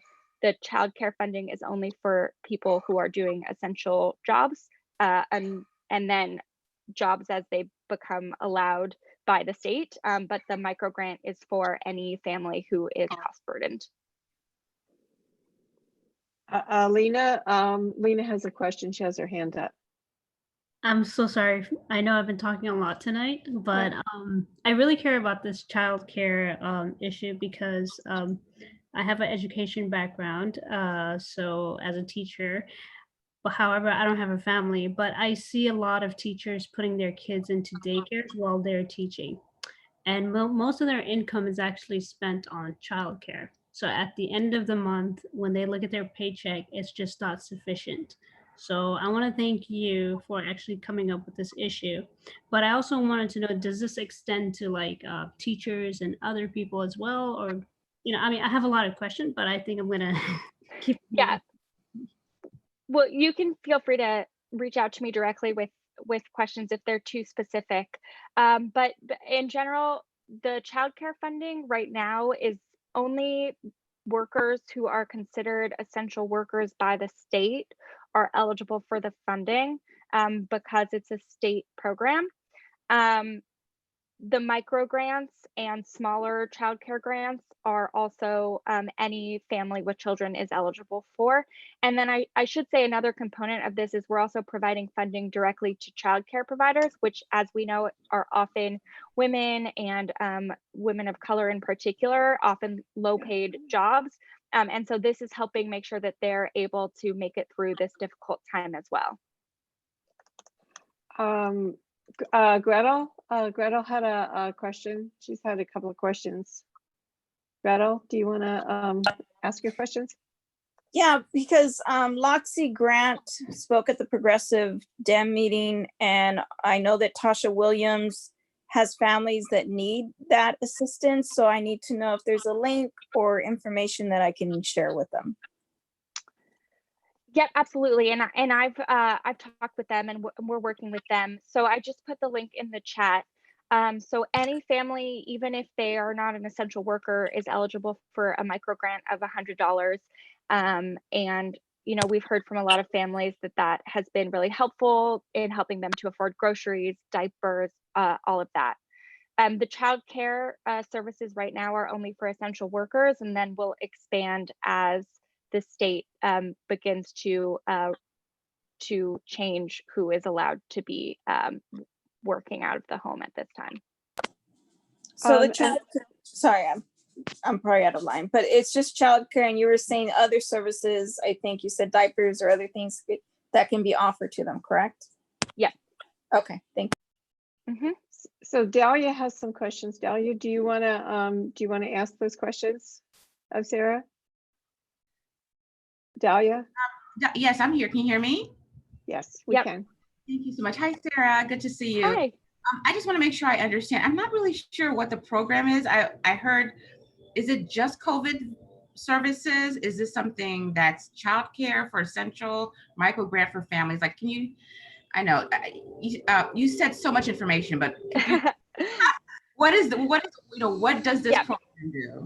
So San Diego for Every Child is an initiative that's a coalition of groups that came together initially with the idea of cutting in half child poverty in San Diego in the next 10 years. And we define the experience of child poverty as access to food, nutritious food, quality early care and education, access to quality healthcare, and stable housing. So that was our initial goal, and we have a large coalition of groups. And when COVID hit and we saw that the schools were going to be closing, we pivoted. And so right now we're mainly focused on ensuring that children across our county have their basic needs met during this time, which in conversations with community groups we defined as food security, childcare, and equitable distance learning. So those are our three priority areas right now. And so we're working on all three of those areas in conjunction with a number of partners across the county. And so after COVID, like what is your vision for it? What is that going to look like when things go back to, normal? It's a good question. And we're working with our partner organizations. Obviously, because of the recession that we are in, we will likely not be cutting in half the experience of childhood poverty in the next 10 years, given that we've now stepped quite a few steps back. And so I think it's still to be seen what exactly we'll be working on once we get through this crisis. A big part of what we're doing right now is making sure that as we're getting through this crisis, we're doing it in a way that sets up the foundation so that we can better serve children across the county, and that we are using this as an opportunity to rethink some of the ways that we do provide those services and the ways we engage people.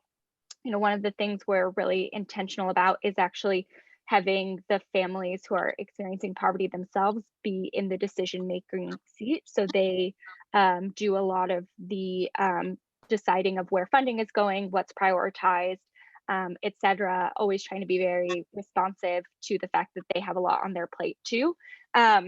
So that's really what's going to lead us forward. The whole idea is that this is not a thing that we have a plan in place in the beginning. It's really a constant dialogue and a feedback loop with families and with nonprofit service providers on what we need to be doing better and different to better serve families.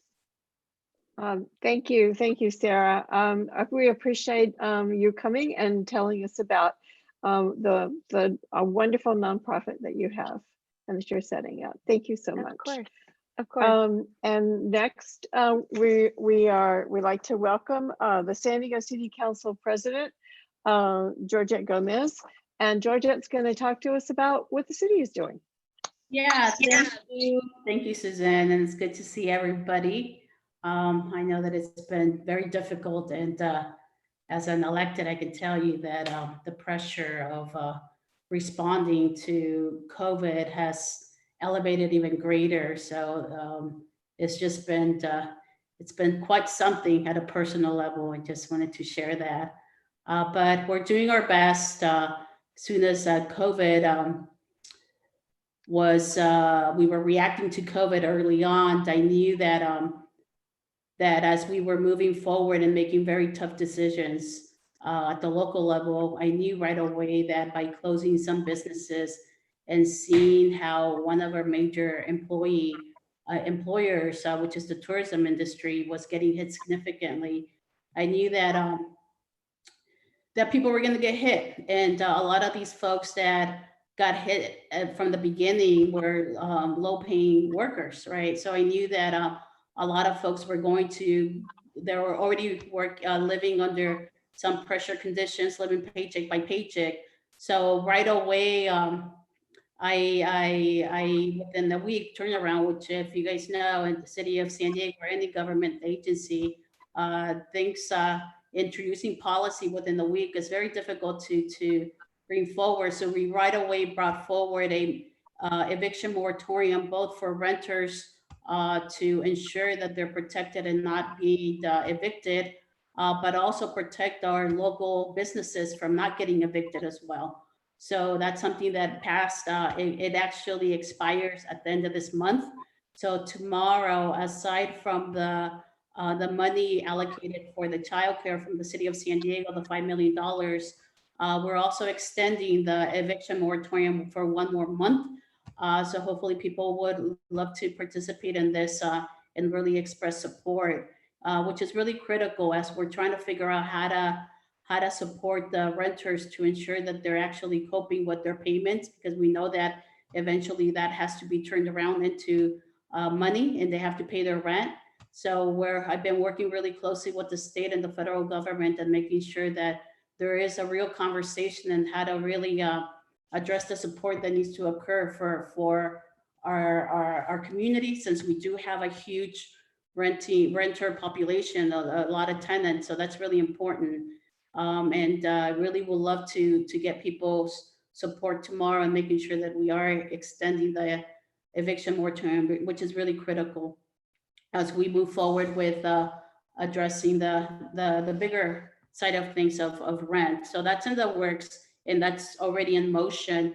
As I stated early on, the city of San Diego is taking up the adoption of the $5 million for childcare, which is coupling it with the $5 million that the county move forward. There was a lot of talk of who qualifies and who doesn't. For the city side of things, it's my understanding that the YMCA will be managing this money, and some of the people that are going to be, because this is COVID-related money that the federal government gave the city, that's where the $5 million is coming from. So the folks that are going to be eligible are folks that are considered essential employees, which is the healthcare workers. This is actually something that we've been getting a lot of. The idea really came from the United Domestic Workers and trying to get a lot of support for their families and their members. So they've been pushing quite a bit, and I really want to thank their work. So healthcare workers are eligible, first responders, as well as grocery store workers. They're going to be eligible for the money that the city, and I think it's also tied to the county. I know that the $5 million is tied to the county, so that's $10 million that will be available. So that's something that we're going to be taking up tomorrow at the city council level. I've been having some tele-town halls. The first one was actually, as we were moving forward pretty quickly, I pulled together a town hall with Congressman Scott Peters, along with Assembly Member Todd Gloria, and myself and the county health provider. And the idea was that really wanted to ensure that people had information of what was going on in all three branches of government, the local, state, and the federal government, to really provide that information and couple with the lens of healthcare. So that's been something that we put together pretty quickly. Following that, being mindful that I do represent a diverse community, we did a Spanish one, because one of the things that, as you know, was very instrumental that Carmen was part of today's discussion to talk about Casa Cornelia and the work that they're doing for refugee immigrant community, which is extremely essential right now.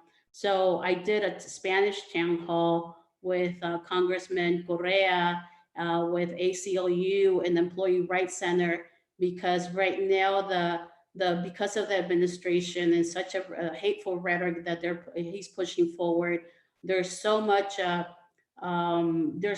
fear from our immigrant community. And as we discuss different programs, we want to make sure that they're accessing the programs, but also they're accessing the healthcare that is provided. So it's really essential that they too have access to healthcare, that they too are getting tested if need be. And then at the time it was pre-care adoption, but soon after when the care adoption got adopted, it was actually, we saw very quickly that our immigrant community was left out from us getting assistance. So I right away turned it around and mobilized some of our elected cities here. So I partnered with Escondido Mayor, with Encinitas Mayor, with National City, the Mayor, Chula Vista, and in Imperial Beach, where we crafted a letter, sent it to the governor in conjunction with other folks that were also pushing on the governor to create a undocumented relief fund. Now that's available, and Carmen may mention the organization that will be administrating that fund for our region is JFS, the Jewish Family Service. They're gonna already, that money has already been allocated. So that we're directing people to contact them to get access to the assistance, the monetary assistance. So that's something that I'm happy that it got created. We've been also working in the city and making sure that as people are struggling financially, to prevent water utility shutoffs. So that's something that currently under the COVID, no utilities will be shut off. So if people are hearing anything, please make sure that you direct them to me or to our office. It's really critical. And another piece that the council has decided, because right now we're in the middle of budget discussions, which are pretty interesting, and to say the least, there's a big deficit that we are trying to manage through, but at the same time we have a big financial assistance that we were able to get from the federal government. So we're trying to manage the money that was issued from DC to the deficit that we have at the local level to figure out how to manage the city budget. So within all of that, one of the actions that we were going to take this year, and this was done before my time, we were scheduled to do a water rate increase. But because of COVID and because of the financial hardships, the council has decided to not do that increase this year. So that's positive news, being reflective that we know that people are suffering financially. So that's not going to happen, which is a great thing. The other piece that we're working through is because of the budget that we're going through, we're working on making sure, at least I'm working on making sure that right now the proposal by the mayor is to close down a library in my district and also cut down library hours, as well as park and rec hours and pool hours. So a lot of this is going to hit our underserved communities the highest. The library, as I stated, that is being proposed to be shut down is in District 9, It serves my constituents, but also District 4 constituents. So we're working really hard in making sure that we keep that library alive and prevent the closure. So we're working really hard on that. The other piece that that we got to recognize because of the shift in how we are living right now and communicating and engaging with one another, which is through technology, acknowledging the technology, the divide that has been existing, but we're seeing it even more present right now. So I'm actually pushing on the city of San Diego to create a digital inclusion program. So that's something that I'll be working during this budget. I think COVID calls for it even more, and it's really critical. So that's something that I'll be working on, and I really will love assistance from folks, because it's really critical that we really ensure that every family has connectivity, especially because right now we're so dependent on technology. School is dependent on technology. Education is being shifted to technology. So definitely that's something that we're going to be pushing for, in addition to protecting our libraries, protecting our park and rec centers, and trying to reshift some of the money that the mayor is allocating for some of his programs to really reflect it, to serve the community and protect the neighborhood services that are very essential. So yeah, so that's what's been going on. There's a lot more, but I'll just leave it at that. We've been really busy, not only just managing what we're doing here at the local level. I've been actually working, because I have close ties to folks in Baja California, and early on they reached out because they saw that eventually the COVID was going to be exploding in Tijuana and Baja California, and they were seeing the lack of resources that they were getting from their government. So they called to see if we can work on getting the governor to assist with supplies. So I wrote a letter. We've been working really closely with the governor to see if that's a possibility to help out. And we're seeing the greater numbers in South Bay in terms of COVID-related cases, and there's some indication that it might be related to the border crossing, but that's still to be determined. But the fact of the matter is that we do have people crossing back and forth. Some essential workers can't afford to live in San Diego region, so they're living, their home is Tijuana or somewhere in Baja. So that is a reality. And because of that, I do think that it's really essential that we also extend our support. So I'm going to continue pushing on that. I think it's very critical, and we're starting to see even more the importance of that as well. So that's something that is still not in the works and moving forward, but it's something that we're pushing really hard and making sure that it happens. Aside from just getting some supplies and getting donations here and there, but they really definitely need more assistance. Tijuana is seeing they have the highest index of COVID, and it's starting to get really significant. So I'm hoping that we'll do the right thing in supporting them. So with that, I wasn't following the chat, but I'll questions. Georgette, Michelle has her hand raised. Michelle Krug. Oh, yeah. Sorry, thank you. I just unmuted.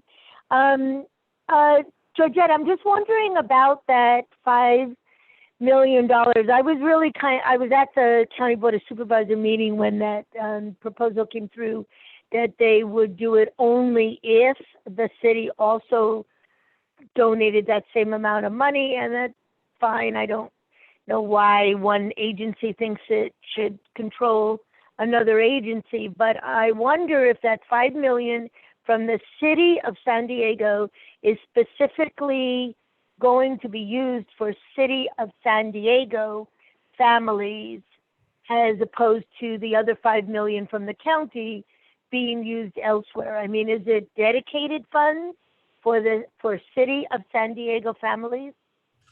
Yeah, Michelle. So I think the details of distribution is still being determined, but I do know that the $5 million. What happened? Can you hear me? I didn't do any. Can you hear me? I can. Oh, yes, yes, I can hear you. Yes, I'm sorry. Yes, we can hear you. But I heard you, Susan. I'm like, uh-oh. Okay. So the family, the money that is being approved tomorrow is going to be for the city of San Diego, and it's for essential employers. So I listed as healthcare workers, the first responders, and grocery store workers. That's the definition, the categories in which this money is going to be allocated for. But it's San Diego workers. Thanks. Mhm.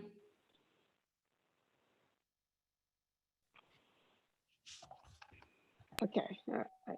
I don't know if you can hear it. We howl at 8 o'clock every night.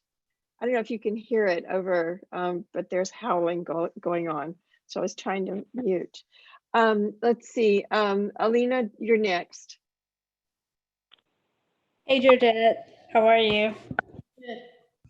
Okay, awesome. I know you're like an expert in housing and transportation, so I'm gonna keep this short. I'm gonna focus on the housing part and maybe transportation some other time. So I noticed like I was helping a few of the folks to turn in their Section 8 and their housing paperwork. So when I went to the housing commission, the big building in downtown, everything was closed. I couldn't even turn in the physical papers and stuff. So I wanted to know, is everything still functioning in the city? And because I know people are still receiving notice and things like that, but because there's so much changes, is everything going to be delayed for the people? Because if they're already relying on assistance, and with this COVID-19 and them not able to access the facilities, it's going to be harder. Are you guys planning to extend their notices and everything, or how does that work? I can follow up with the Housing Commission. I do know that a lot within the city did order all our public facilities to be shut from the public. I don't know what the arrangements. Does that mean that the Housing Commission is closed for business? No, they're still operating. I don't know what type of arrangement they did to make themselves available, but I'm more than happy to follow up. I'll write down my contact info to follow up on this, and I can report back and let you know what the best way to engage with them will be. I can definitely follow up with you on that. But I know that they are in operations. But I do know that and this goes with every single city building that we have. All of them are closed for the public. We're starting to come back a little bit, but there's restrictions in terms of the public engagement. So Luana has a question. So I heard you mention the work that you're doing in terms of bridging connectivity issues and challenges in our communities. And I appreciate the efforts you're making to make sure that resources will continue to go to areas where there's the greatest need. My question is, as a citizen, what are ways that we can support or advocate to make sure that you're not the lone voice asking for those things for our city? Yeah, thank you. So we're gonna be, I've been brainstorming with Councilmember Montgomery and trying to create a plan. We just literally just finished the budget. So now we're in the process of capturing what we need to do. The next phase of the hearings are tomorrow or even today. I'm not sure if it's out, but the mayor is going to be releasing the mid-year budget update. And some of that update will be reflective of what he heard during the budget hearings. So a lot of the things that, not a lot, but some of the issues that were flagged during the hearings might be restored. So then that will leave us to figure out, okay, what is the next stage of the work that we need to do? And we'll definitely, based on that, we'll be definitely in communication with all our allies, because it's definitely something that is really critical. I've been in close communication with the major group that has been engaging with the city is the Community Budget Alliance, which is an alliance of different organizations. We've been working with them very closely. So we'll be in touch, and I'll make sure the call of action will be shared with the club, and make sure that we reach out to other people, because it is important, and we are going to need support.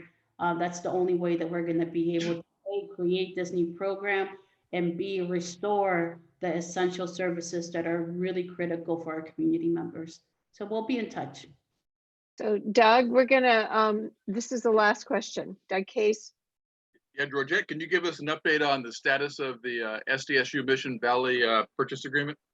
Yes, I can tell you that right now I've been working very diligently, even my weekend, my evening, and even till waiting for my time here to speak with all of you. So we're working on making sure that both San Diego State and the city of San Diego are in a good place to bring it forward. My goal is that I have a more proper announcement this week. So now I'm playing mediator right now with both parties, and trying to bring it home. So I'm very much committed in making sure that we bring this deal forward. It's a good thing for everybody, for the city, for San Diego State, for our region, for higher education. So I'm 100% behind it. We are not quite there having a public discourse, unlike other people think. So hopefully this week I'll have a more official statement be put out. My goal is that I'm calling for a special meeting before the end of this month. So that's 2 weeks. To bring it home. So it's still in the works. We're this close. Thank you, Georgette. Thank you. And thank you so much for coming and participating. We really appreciate it. Thank you. Sure, thank you. That was a lot of information for us. Thank you. I shared my information.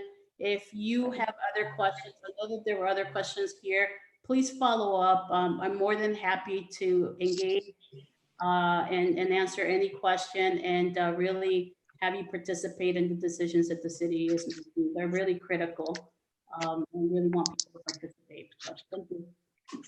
Thank you. Thank you so much, Georgette. And Jennifer, I have to just, okay, Jennifer just gave us a little love. So thank you so much for your love, and we appreciate it. Okay, and welcome to the club. All right, thank you, Georgette. Thank you so much for coming. Thank you. All right, so now I'm turning the meeting over to Yvonne Elkin, and Yvonne is our endorsement chair. And as you all know, endorsements are going to be interesting in the time of COVID, and doing them virtually instead of in real time in a meeting where we can actually talk to each other in little groups and huddles about candidates and have discussions. So Yvonne, the chair is all yours. Thank you. Welcome everybody again. And I will try to be as efficient and effective as we've been all year. So about 3 weeks ago, I looked at what we had done, excuse me, during the primary cycle. And I created a summary of who we endorsed, how were people rated, who made it through to the general and all of that sort of thing. I put together this summary. I shared that summary with both every member of the endorsement committee and also with the board. I'm proud to announce that the Democratic Women's Club of San Diego, all of our candidates except 2 that we endorsed in the primary have advanced to the general election in November. And then I want to share with you disposition, if you will, or what we're proposing that we do for going forward into endorsements for the general election. So John, if you go to the first slide there. Okay. So all candidates who have already received the club's endorsement will retain that endorsement for the general election. And you can see here a list of all of those candidates that, again, They received our endorsement. They are, they advanced to the general. And so I put a note on the bottom that because Nora Vargas for County Board of Supervisor D1 got our endorsement, that means that Ben Wayso will retain his no position rating. So that's the first one. Everybody who got endorsed already retains that endorsement. So let's look at the next one. All right, in those races where 2 Democrats advanced to the general and only one of them was rated acceptable during our endorsement process, we will recommend that the club endorse that candidate and not change the rating of the other.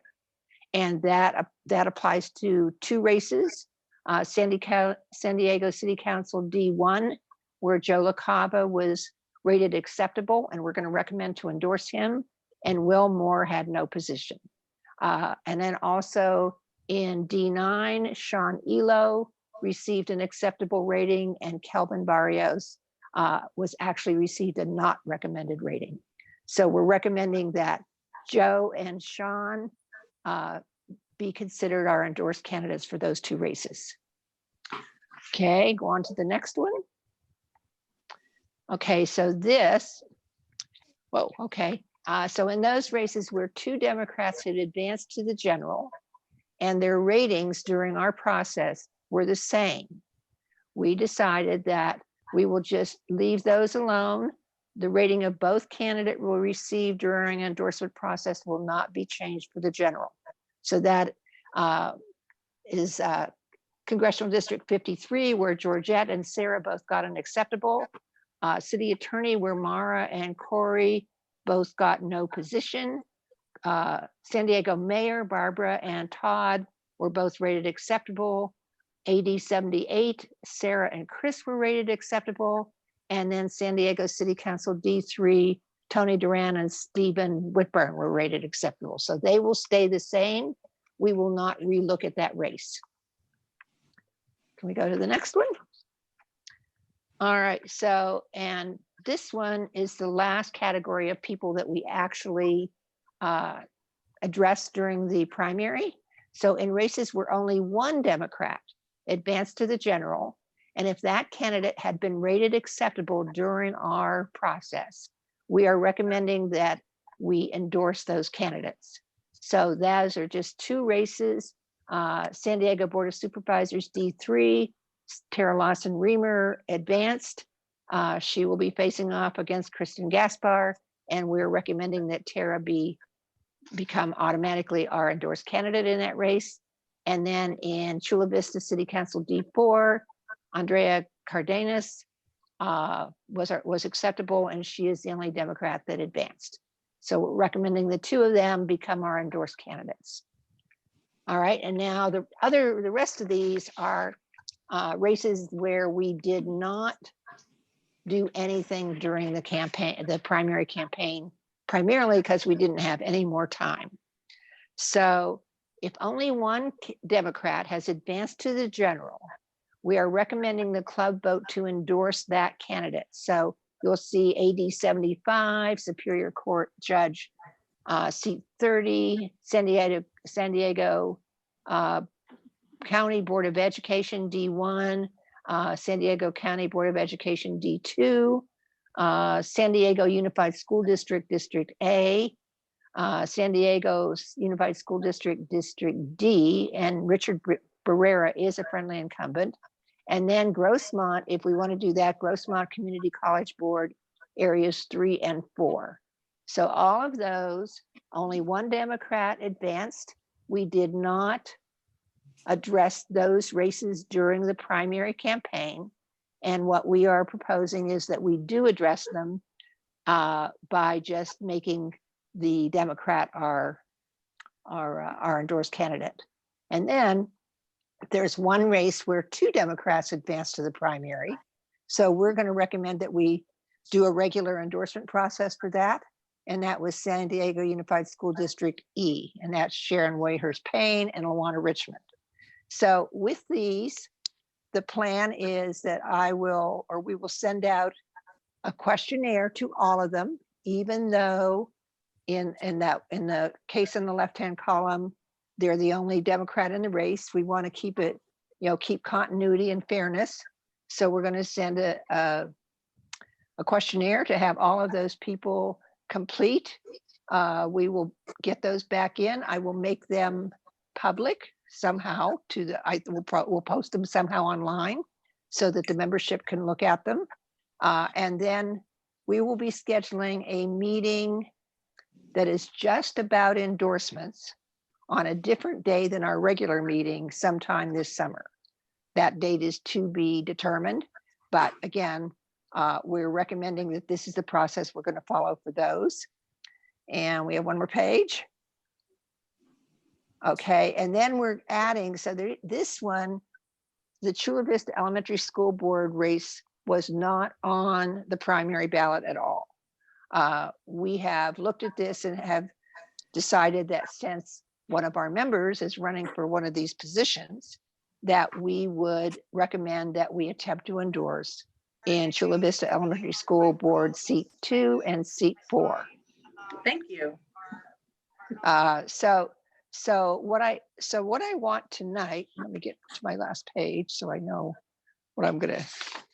Okay, so our next steps is that, again, we're gonna plan to schedule a separate endorsement meeting sometime this summer on a different night than our regular meeting for that month. We'll forward questionnaires, as I said, to all of those candidates on pages 6 and 7. We'll make all completed questionnaires available, and we'll do that somehow online. We're also going to be working on our online voting process to come up as close as we can to what it looks like when we're there in person. We're trying to make sure that it still remains private, that we can make sure that only members vote, and of course it'll still be a 2/3 vote.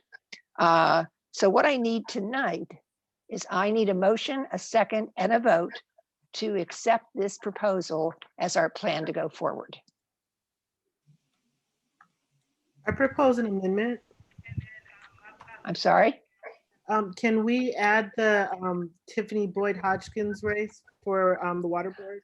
Okay, so let's talk about that separately because I have another one I want to talk about separately. Okay. Okay, we had a question. Brett Fisher, did you want to ask a question before we vote, or is this part of a discussion, or? Well, it might be better discussed during discussion period, but I was looking for maybe adding another race. Okay, so let's wait. Yeah. Okay, but I I also do have a question about the city attorney. Okay. Rating them both no position. Right. I feel like that is such an important elected position that perhaps our club would want to weigh in and have further discussion and consideration given some time has passed. So do you want to? Okay, well, let's do this. Yeah. First, we don't have a motion. So maybe the easiest way would be to make a motion to accept the process, and then you can amend that one to take out the city attorney. Okay, I make a motion to accept the process. Okay, so I heard Michelle. I had you're said the so chair. moved. Okay, so I heard wait a minute. Michelle make a motion. Second, Who was that? Lawana Richmond. Okay, so I can't. Michelle made a motion. I'm on the main screen. Okay, so Michelle made a motion to accept the process. Luana made a motion to second it. Now you want to make an amendment. Yvonne? Yes. John is saying that it's you're the chair of the committee, so we don't actually need a motion. You can just put it forward. Oh, well, okay, so we got a motion anyway, and we got a second. Can we just do it that way? Okay, all right, go ahead. And so now I could ask for an amendment? Yes. And Okay, this go ahead. would just be on what we've discussed and what you've presented? Correct. I would make the motion that we reconsider the city attorney race and allow both candidates to come back and for us to decide again what we would want to move forward with that particular race. Okay. So we would need a second to the amendment. Alina June Nawabi, I second the amendment. All right. So now we need discussion on the amendment. Hello, this is Samantha. Okay. I'm in support of having those two candidates for city attorney come forward and speak to the group, because I think that Corey Briggs has done some really great criminal justice reform work and accountability work around city government that really needs to be considered in rating him endorsed over Mara Elliott. So I know that may feel a little uncouth to some because he's a man, but I stand by that. Okay. Anybody else have any comments? It was a really, I'm sorry, it was a really contentious time. It was really, really contentious. I would really hate to do this over Zoom. But it's fine. Well, I guess since I put forward the amendment, I would just say, if I may, I do feel that when I believe we probably endorsed her in the past, and she is the elected official that I feel like we should allow them to speak again and for us to hear both sides of the story. This is Dahlia. I wanted to just say that I agree with the suggestion of Corey Briggs. Wait a minute, you're breaking up a little bit. Sorry. Sorry, this is John, just to jump in. Yvonne, on the participants tab, can you see the people that have their hands raised? I could look. Yeah. Okay, so I don't know who's speaking right now. Well, okay, let's go through. So Doug, you want to speak? No, I'm not sure that anything has changed since we had a full debate and consideration of both candidates, and so I think we would likely, have the same results. I don't see a reason to redo it because nothing new has changed since that time. Okay. All right, Michelle. I would agree with what Doug said. I don't see any reason to rehash this. And also, I really appreciate it when people say their names. I know that Doug spoke before me, and this is Michelle. Thank you. Okay. And next would be Dahlia.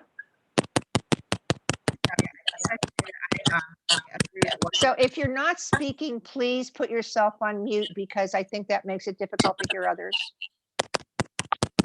I wanted to say that I agree with what Samantha mentioned about. I'm sorry, I can't hear you. Someone typing over me, maybe? Can you hear me now? Yes. Thank you. I typed it in the chat. So all I'm saying is I what Samantha was saying earlier about Corey Briggs. Thank you. Okay. All right, Gretel.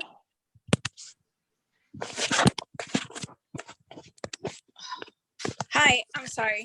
No, I was just seeking clarity because I know people are making motions. So, and I think Kate Bishop kind of answered the question when I asked for Chula Vista District, are we voting today to say we're going to consider endorsement in that race, or are we actually endorsing Kate Bishop? No, we're voting to consider endorsing in that race. Okay, thank you. Okay, let me go down here and see who else might have their. Oops, I keep putting my hand over there. So that looks like all the discussion. Yeah, just to check, Yvonne, sorry, you did have Ramla Saeed did have a hand raised. I didn't see that. Where's that? Okay, she may have dropped off the call, I think. I don't see her now. I thought I saw Georgette have her hand up too, but she might have dropped off. Yeah, and I think Right. Alina Nawabi has her hand raised. Georgette, did you want to say something? Okay. No, stated, it was related to the city attorney. And this is not to speak on either Doug or Mara. I mean, I can speak on what Mara has been doing personally in the work that I've seen personally. She's done a lot of work. I mean, Corey's a personal friend, so I just think the club wasn't present when this endorsement was brought forward, but I know that it was very contingent. And I think what Doug stated is there is no real new data that we have since the club picked it up. So it's just for the club to consider. But I don't recommend it. All right. So I thank you, Georgette. How about Alina? I think this race is very important. So, and I think a lot has come up since she was endorsed, just because of the issue. She was not endorsed. Well, yeah, like both Neither one of them were endorsed. They were both, the club could not come to a 2/3 on anybody, so it was no position. But shouldn't we consider endorsing one of them, because city attorney is such a big position, you know? Oh, so is CD, position so is is the CD position. 53, and so is mayor, and so is all of them.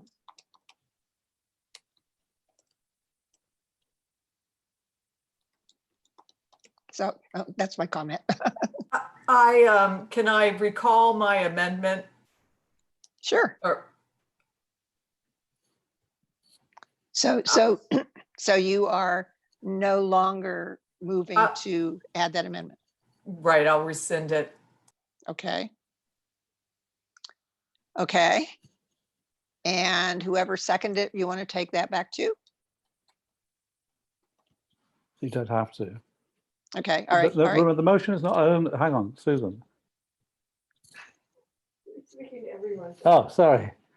Sorry, just to say, the motion, once it's made and seconded, isn't owned by the person who made it anymore. Okay, so it can't It's be owned by the taken back. body. Yeah. Okay. The body All right, can then It one- can decide be what to taken do back with by it. unanimous consent. Correct, it can. And I don't I think it's just the amendment. I don't know that anyone's, or I guess someone did second my amendment. Yes, they did. Okay. So John is correct. Unless there's unanimous consent, we have to vote on it. But if All right, there- let's just go to a vote then. And would I be correct that I am correct that it's only a majority, right? That's correct. Okay. So first we have to vote on the amendment. So everybody, only members, remember, only paid up-to-date members can vote. So if you are not a currently paid member, you cannot vote on this.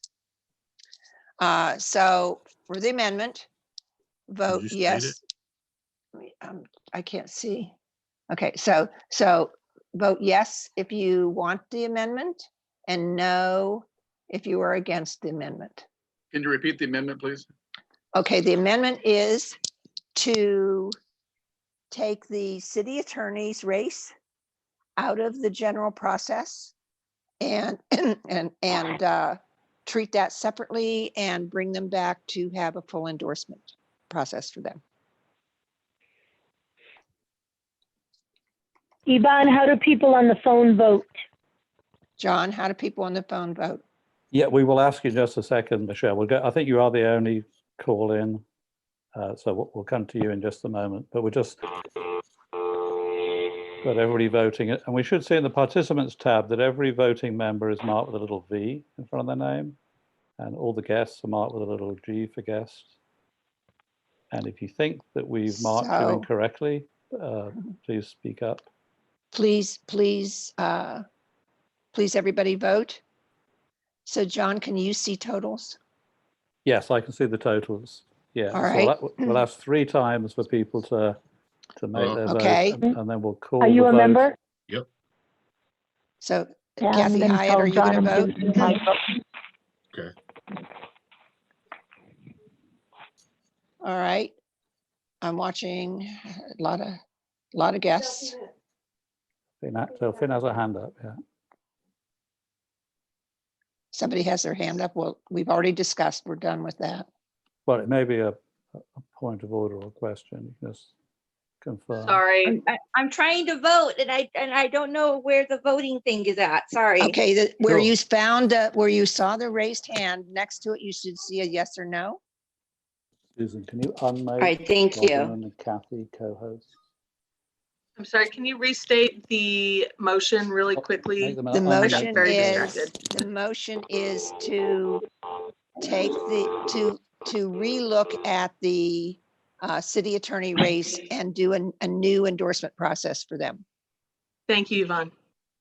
Okay, I still don't see the, You I should just have see, says lower hand or rename. Are you under the participant tab? Yes, it says 50 participants. But do you have all the names of the participants there? Yes, I'm looking at all the names. Okay, so you don't see a yes or no right next to your raised hand? No, Look I at don't. more. Do you see the word more? I see invite chats, close. See everybody's beautiful faces. My vote no. I think there should be someone else just doing the telephone people separate at the same time. So I'm just going to say, I'm raising my hand as a yes. I want to agree with the decision. Because I still can't find it. I apologize. Okay. Well, hang on, just a couple of things. Yeah, just to make sure before we do the final count. So yeah, Susan has unmade the co-hosts who've been helping this evening check people in so that they can vote as well. So the co-hosts who were helping earlier, if you want to vote, just find the button to vote. Oh, wait, I think I see it more. Raise hand. Yes, I found it. Okay. That's great, thank you. Thank you. Okay, and then yeah, I think Michelle, I was on mute, sorry, but I think Yvonne already asked you the question. I was going to move you to a breakout room and then just check that, but I think we already have your vote, correct? Nobody. No, I didn't. That's why I was asking. Yes. Who was going to call? Yes, I can do that. I will move you to a waiting room, and then I will call you. Okay. Is that okay? Or you can ask Rob Howard for my vote. Okay. Yes. Well, Rob is a voting member, so he has already voted. Can't Michelle just state her vote verbally since Since it's a public vote, wouldn't she just say it out loud now? Yeah, she can. Yes, absolutely. That's right. I apologize. I was I hadn't heard the earlier part of the conversation. I was just trying to confirm. So Michelle, do you want to vote no or yes?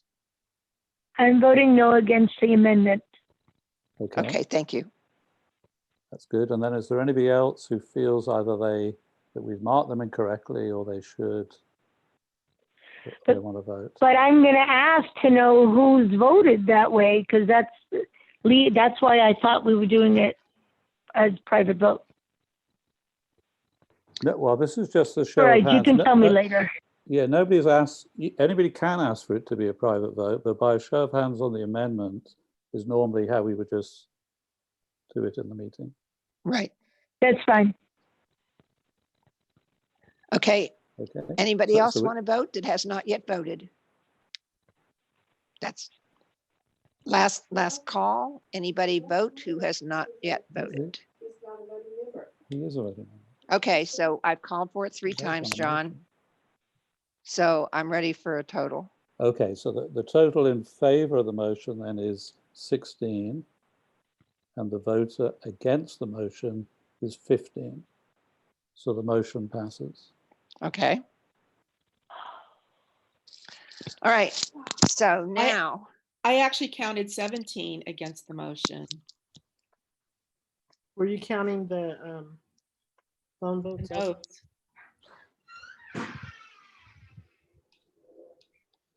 and we took a snapshot of it, so we have the record, but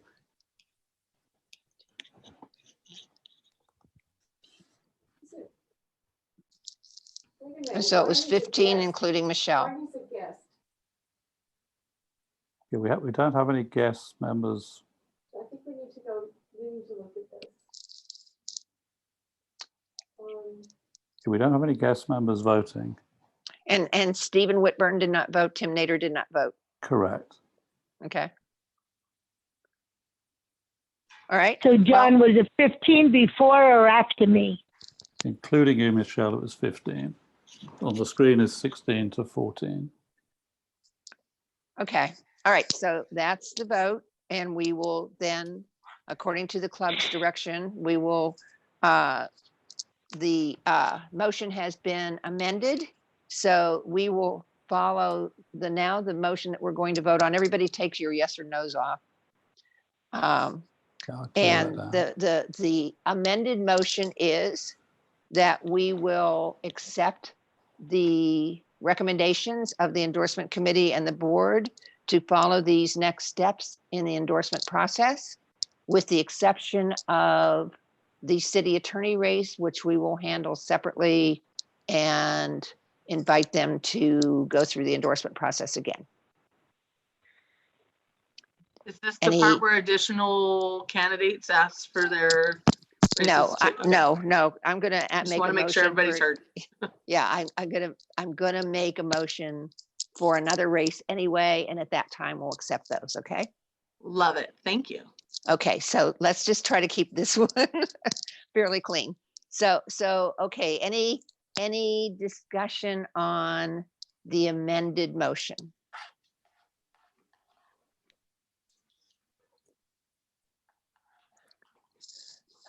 Should I be watching for raised hands? Okay, by the way, if you still have your yeses and nos on, please turn them off.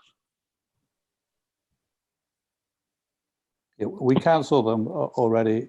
Okay. Yvonne, so these are I think new. people were getting a jump on this vote. Yeah. Okay, well, let's wait. Okay, so discussion once, discussion twice, 3 times. Okay, let's take a vote on the proposal to follow the committee's proposal. And that, yeah, she's not taking my vote. But I want to know who it is. Like, what's the list of the names of the people? Of all of the names that we already read through? No, right now. So, but I mean, I guess I'm asking you the names of all of the candidates or all of the people who are voting? I was just trying to add, no, the people who, if I'm voting on something, I just wanted, I'm accepting the recommendation. I'm voting yes, but I just wanted to know who was incorporated in it, because several people have said they want to add candidates. Okay, we So did I was not trying add- to we- see who was okay. left out. Okay, we did not add anybody because we're going to take that as a separate vote. So it is all the people that got our endorsements to begin with. And those were Mike Oh, I know who Levin. those are. That's fine. Okay. So we did not add anybody new. That is going to be a separate vote. Okay, thanks. Okay.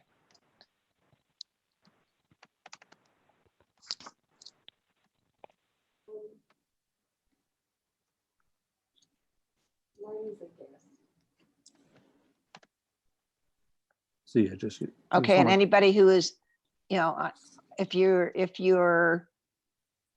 favor, click yes. If you're not in favor, click no. So we get the whole vote.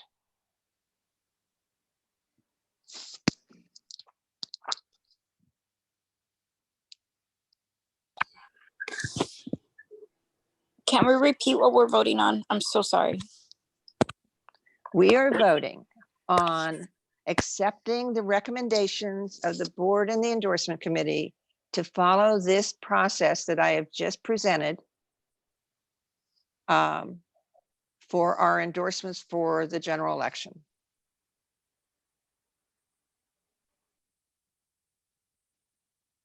Wait, Vaughn, can I just ask a clarifying question really quick? I'm so sorry. So Yes. functionally speaking, based on that list, we're really only reconsidering the San Diego Unified District E. Well, no, we're not reconsidering because we never considered them at all. Sorry, we're only now considering that one, and then whichever ones we add plus the city attorney race at this point, Okay, correct?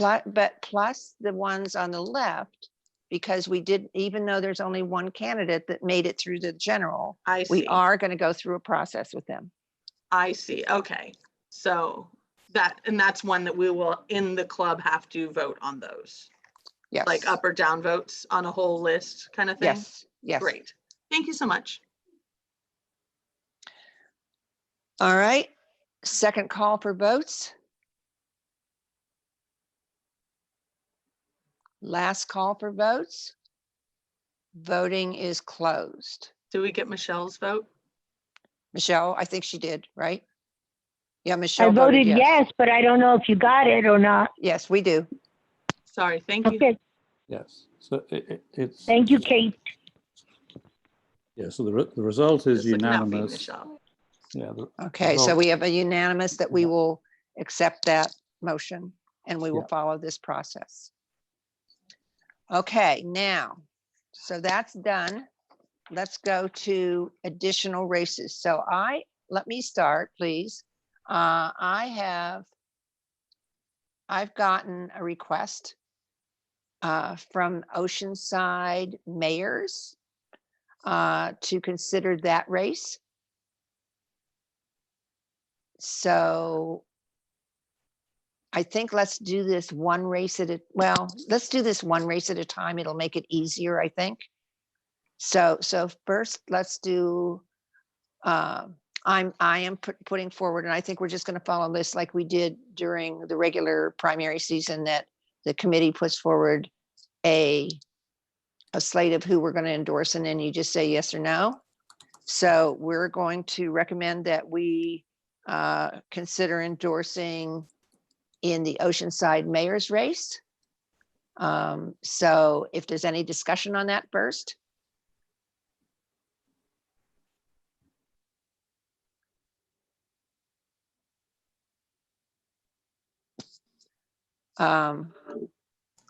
If there's no, do we have any discussion? I would just support it. This is Brett Fisher, Michelle. We're talking about adding Oceanside Mayor.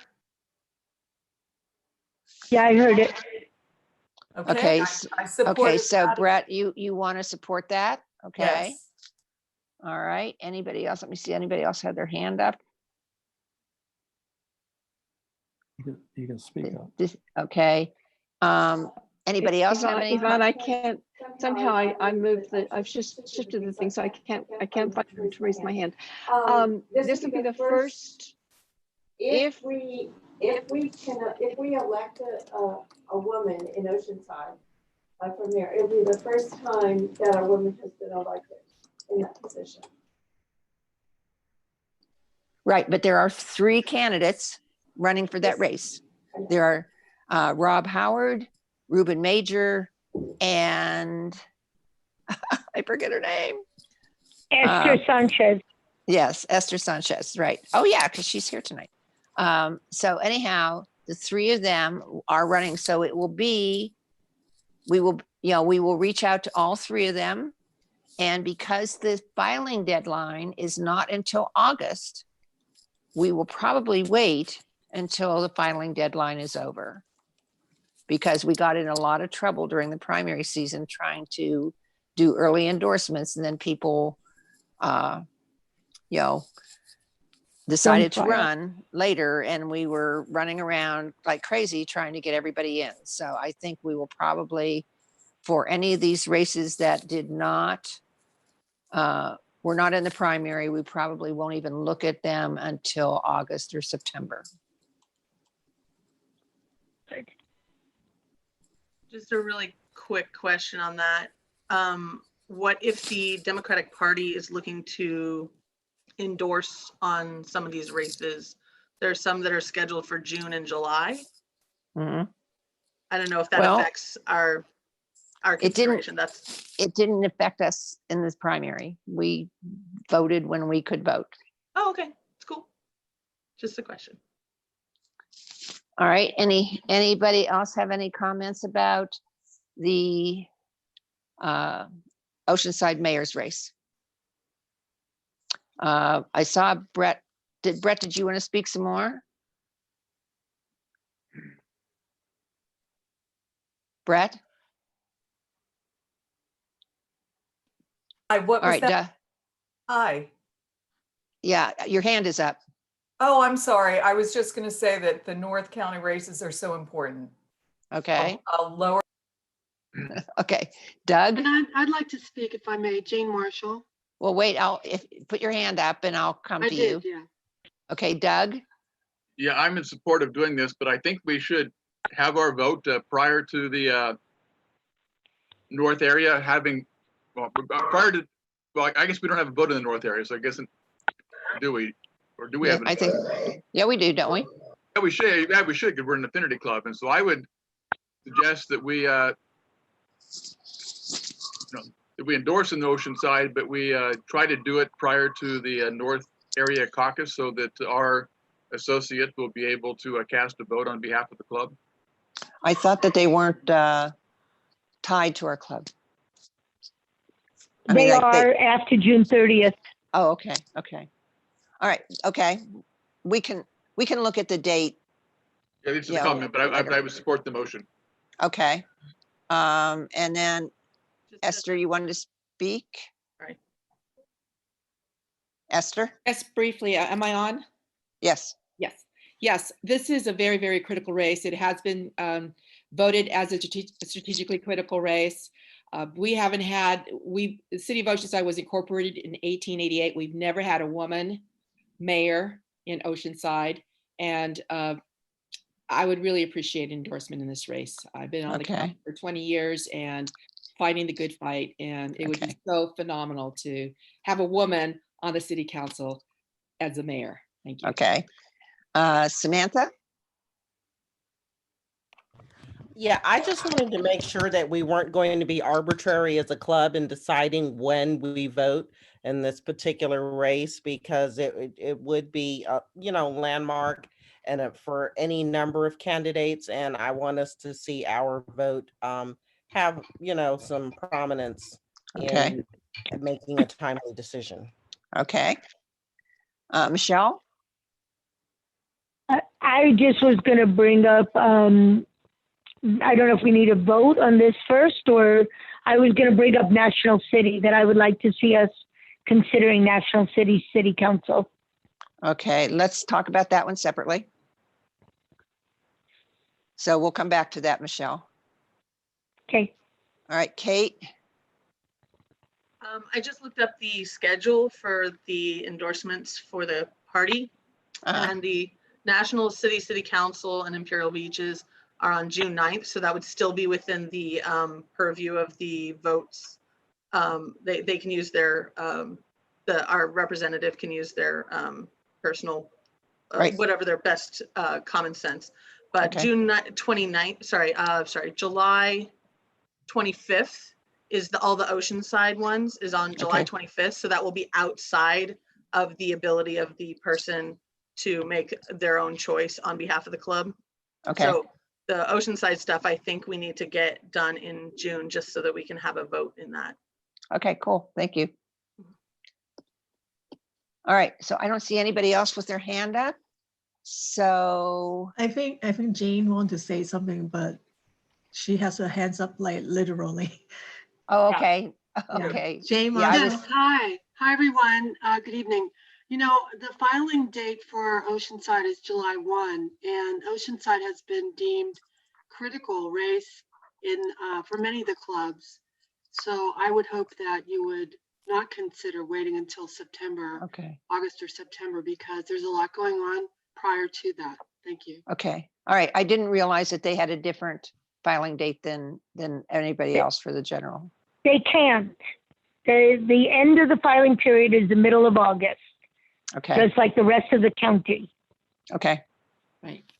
Okay. All right. Well, we can I will definitely, if we vote yes to, that we want to consider endorsing in this race, I will talk to the committee and we will do our best to do something in June. I can't tell you exactly when in June, but it probably, we have to have some time to get everything together. So it would be June. And we would try to do our best for that. So I'm waiting. let's call for a vote now on this. So go ahead. Sherry? Yeah, hi, I'm sorry, I've been waving my hand. I have no ability to put a flag. I needed you to put your hand up in the participant thing. I don't have a hand up. in Oh, it. I'm sorry. okay. Yeah. All right, go ahead. Anyway, I wanted to thank you for the meeting, but I too have huge concerns about Oceanside. It is a critical race, and not just the mayor's race. We're talking about the mayor's District 3 and District 4. Those are all seats that are coming open. So I would hope that the club might look at endorsements for all three of those areas, the mayor's seat, District 3 and District 4. All right. How do people wait feel? a minute. Sherry is Sherry, you're a guest? You're not a voting member, is that correct? I'm sorry.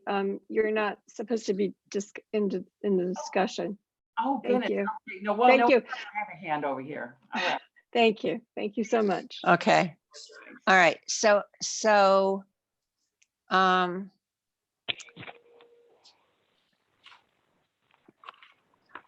right. So let's do a quick, because this one was specifically requested. Let's go ahead and do a quick, again, yes or no, on whether we want to consider voting in or endorsing in the Oceanside mayor's race. So again, do a quick yes or no if you're a voting member.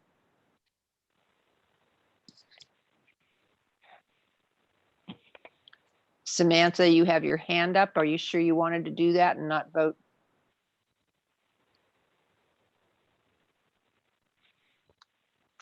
Michelle, what is your vote? Yes. Thank you. All right, getting ready to finalize votes.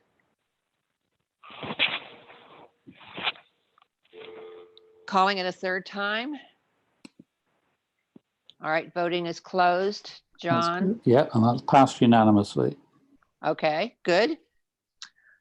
All right, so what I hear is that there are other races that people want to look at. So let me kind of be clear that if we expand our endorsement process, it will become very much, it's going to start to look like it did in the spring and in the fall last year, in the winter and the fall. And we will do our best. But let's decide tonight which races. So I heard in discussion tonight, and I saw Michelle Gomez put a little thing in there anyway, that it's being recommended that we consider endorsing in the Oceanside City Council races as well. Did I hear National City? What offices in National City? It's City Council has 2 spots and 3 Democratic candidates for the 2 spots. All right. So however, that race the endorsement for the party will happen before the cutoff for our representative to use their common sense to choose the person. Okay, well, we may not get it done before that anyway. Sure. But we will, if the club wants to endorse in the city council races in National City, then we'll look at that too. What else? Cheryl Robertson, I see your hand raised. Yes. Hi. I am planning to run for school board here in Lemon Grove, where I live, and I can't hear you. You can't hear me. It's breaking up. So if you're not speaking, please put yourself on mute. My iPad Oh. is literally about to die, which is why I had the video off. But Okay. myself and another young lady named Yahida, we are both going to be running for school board here in Lemon Grove, and the school board here is a mess. And there's 3 candidates up for re-election, and 2 of them we're hoping to unseat together. Okay. And All right. I So, would okay, so we're talking about Lemon Grove School School Board. District. Yeah, Yes, school board. Lemon Grove School Board. We're talking about National City Council and Oceanside City Council. So let me move on to Tiffany. Tiffany? Hi, I would just Tiffany. like to be considered for endorsement. I'm running for Vallecitos Water Board, Division 5 in San Marcos. Okay. All right, Delphina? I don't know if we already talked about helping endorsing the Chula Vista Elementary School District. We have, I know our amazing Kate Bishop, but I just want to make Yeah, sure we that did. Yeah, that was already on acknowledge. the list. Okay, thank you. In fact, that was part of the process one. So they're already on the list. Appreciate you. Thank you. Okay. Rob? Yes, I would like to see the club consider Vista City Council District 2 and 3. There are women running in each one of those districts, and it would be wonderful for Karina to get the 2 and have a majority in Vista. Okay. All right, let me go through this again. Vista City Council, National City Council, Oceanside City Council, Lemon Grove School Board, and Water District. And I missed which water district, but we'll get back to that. Susan, do you have a pencil or pen close to you? Could somebody write that down? Oh, yay. Thank you, John. Okay, let's move on to Gretel. And if you've already spoken, take your hand down, please. So if people are adding districts, am I able to add Sweetwater District then? If you want, we'll put it up for a vote. Yes, I'd like to ask add Sweetwater District for their board election. And is that a school district? Yes, What it's is a school district. Okay, It's a high- Sweetwater School Board. Sweetwater High School District.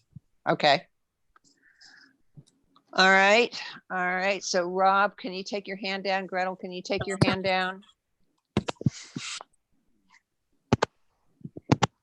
Oops, I keep doing this. Whoops, I lost it. So it looks like that's all. So we're gonna vote for all of these at the same time. So let me review them. So we have been asked to consider to endorse in the Oceanside mayor's race. In the we've already decided to do that one. In the Oceanside City Council race, in the National City Council race, somebody just added Imperial Beach City Council, Lemon Grove School Board, Vista City Council, Sweetwater High School District, and Vallecitos Water Board. So that's 1, 2, 3, 4, 5, 6, 7 more races. So I'm Yvonne, fine. Gretel Yes, go has ahead. a hand raised. Oh, I'm sorry, Gretel. I just want to add that it should be trustee area 2 and trustee area 4. In Sweetwater? Yes, correct. Okay. Okay, thank you. All right, anybody else? All right, any other discussion on this? Hi, Yvonne. This is Sarah Jacobs. There's also an open Escondido City Council race with a woman running. Okay, I think it's District 3. okay. So we can add that, Escondido City Council.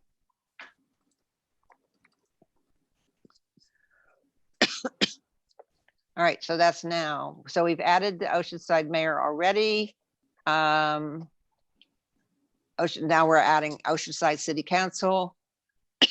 Excuse me, National City Council, Imperial Beach City Council, Lemon Grove School Board, Sweetwater High School Board, High School Districts Area 2 and 4, Escondido City Council, Vista City Council, and Velocitos Water Board. So that's 1, 2, 3, 4, 5, 6, 7, 8. So we would be considering 8, 9, 10. We would be considering 11 new races if you include Chula Vista Elementary School Board, those 2 seats, and the Oceanside mayor. We would be looking at 11 new races that we want to consider endorsing in. So any more discussion about that? So plus the other 2, right? The city attorney and Right, but the that's already, school board. that was approved in the other motion. Got it. Okay. So, all right, so we're just gonna do again a yes, no. So all in favor of endorsing in these additional, or attempting to endorse in these additional races? And I will tell you, it's going to be sometime over the summer. I don't guarantee that we can do every single one of them in one meeting. You know, the endorsement committee will do our best to get these done as quickly as possible, but there's a process we need to follow, and it may take a little bit of time. And again, remember that we're going to be voting online, and some of these have more than 2 people, so we will be voting ranked choice, for example, for the Oceanside mayor. So just be aware of all of that and the complexity of that, you know, how that's going to be while we're doing it online. So any, you know, let's call for a vote. And Susan, I didn't see what you said.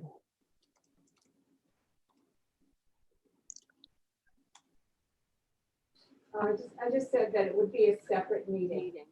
Yeah, it'll be at least, it may be. Send data. Yeah, but what I'm saying is it may be more than one Right. separate meeting. And I can't tell you a date, Gretel, because we have to get this organized. We're just deciding to do it tonight. All right, so everybody in favor say yes. And remember, again, only voting members can vote.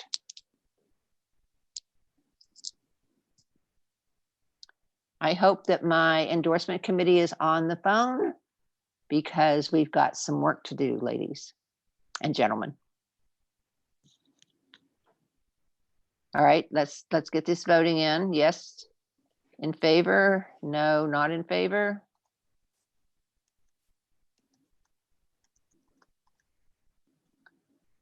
And Yvonne, do you want to check with Michelle? Michelle, how are you going to vote on this? Michelle, are you there? Yeah, I'm voting in favor. Thank you. All right, second call for votes. Final call. Voting is closed. Okay, so that passes with a vote of 29 for and 1 against. Okay, thank you. All right, everybody. So that completes the report that the endorsement committee has tonight. And John, is there some way you can just send this list back to me of the ones we just added? Yes, absolutely, Yvonne. Yeah. All right, thank you. Okay. Thank You're you, welcome. everybody, for your input. And we will start scheduling these endorsement races as soon as we can. Okay.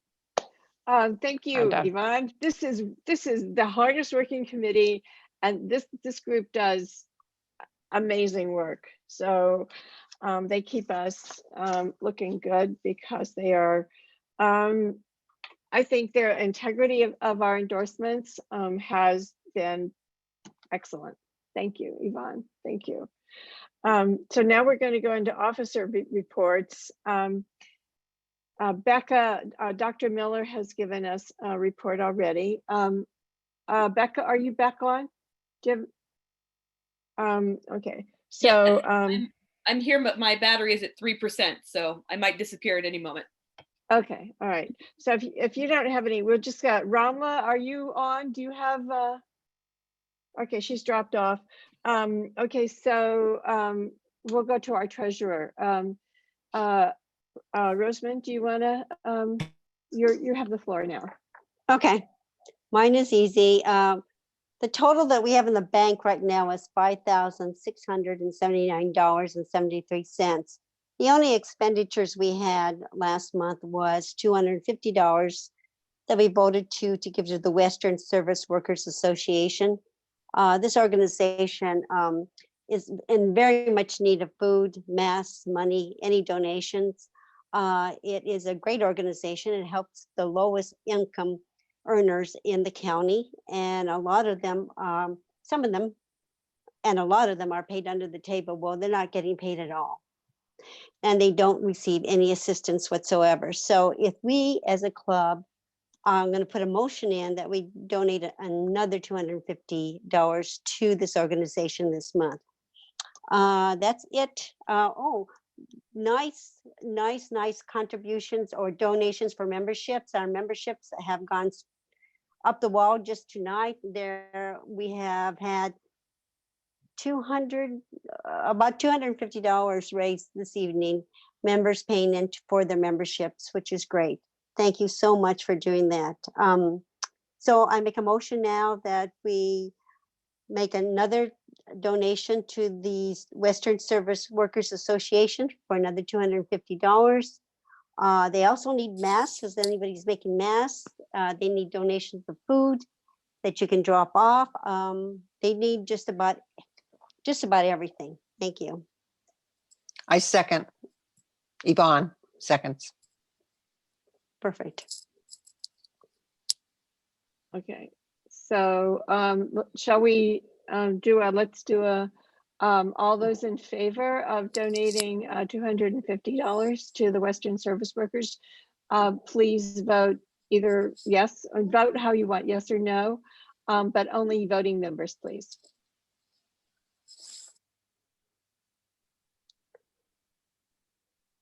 Oh, fantastic. Okay, are there any other, are there any, okay, last, oh, Michelle, how are you, how do you vote? Michelle? Michelle, can you hear me? She's on mute. I thought I unmuted myself. I'm voting yes. Okay. Okay. So, fantastic. All right. So last call for votes. Okay. It looks like it's unanimous. So thanks, Rosamond. We are in a fortunate position that we don't have expenses, and we use our donations to distribute them to other organizations that support our ideals and our goals. So Western Service Workers supports the lowest of the poorest of the working poor, many of whom are women. And in this economy, they are in dire straits. Kathy, go ahead, Kathy. Yes, forgive me for not raising my hand sooner. I couldn't get my hand up soon enough at the conclusion of Sarah Jacobs' remarks. But considering our bank balance, I would also like to propose that we make a donation of $500 to San Diego for Every Child. I second that. Do we hear any discussion? Oh. Can you say again which organization we're donated to? If you've been on the entire call, there was a presentation earlier by Sarah Jacobs regarding the organization San Diego for Every Child. Okay, great. Yeah, that's right. Thanks. Can we call the question? Yeah, well, is there any discussion? Okay, well, okay, so everyone who's a member, please vote yes or no.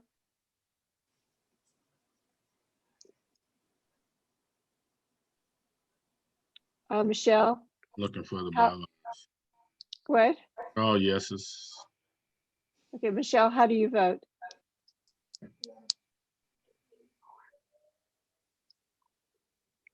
Michelle?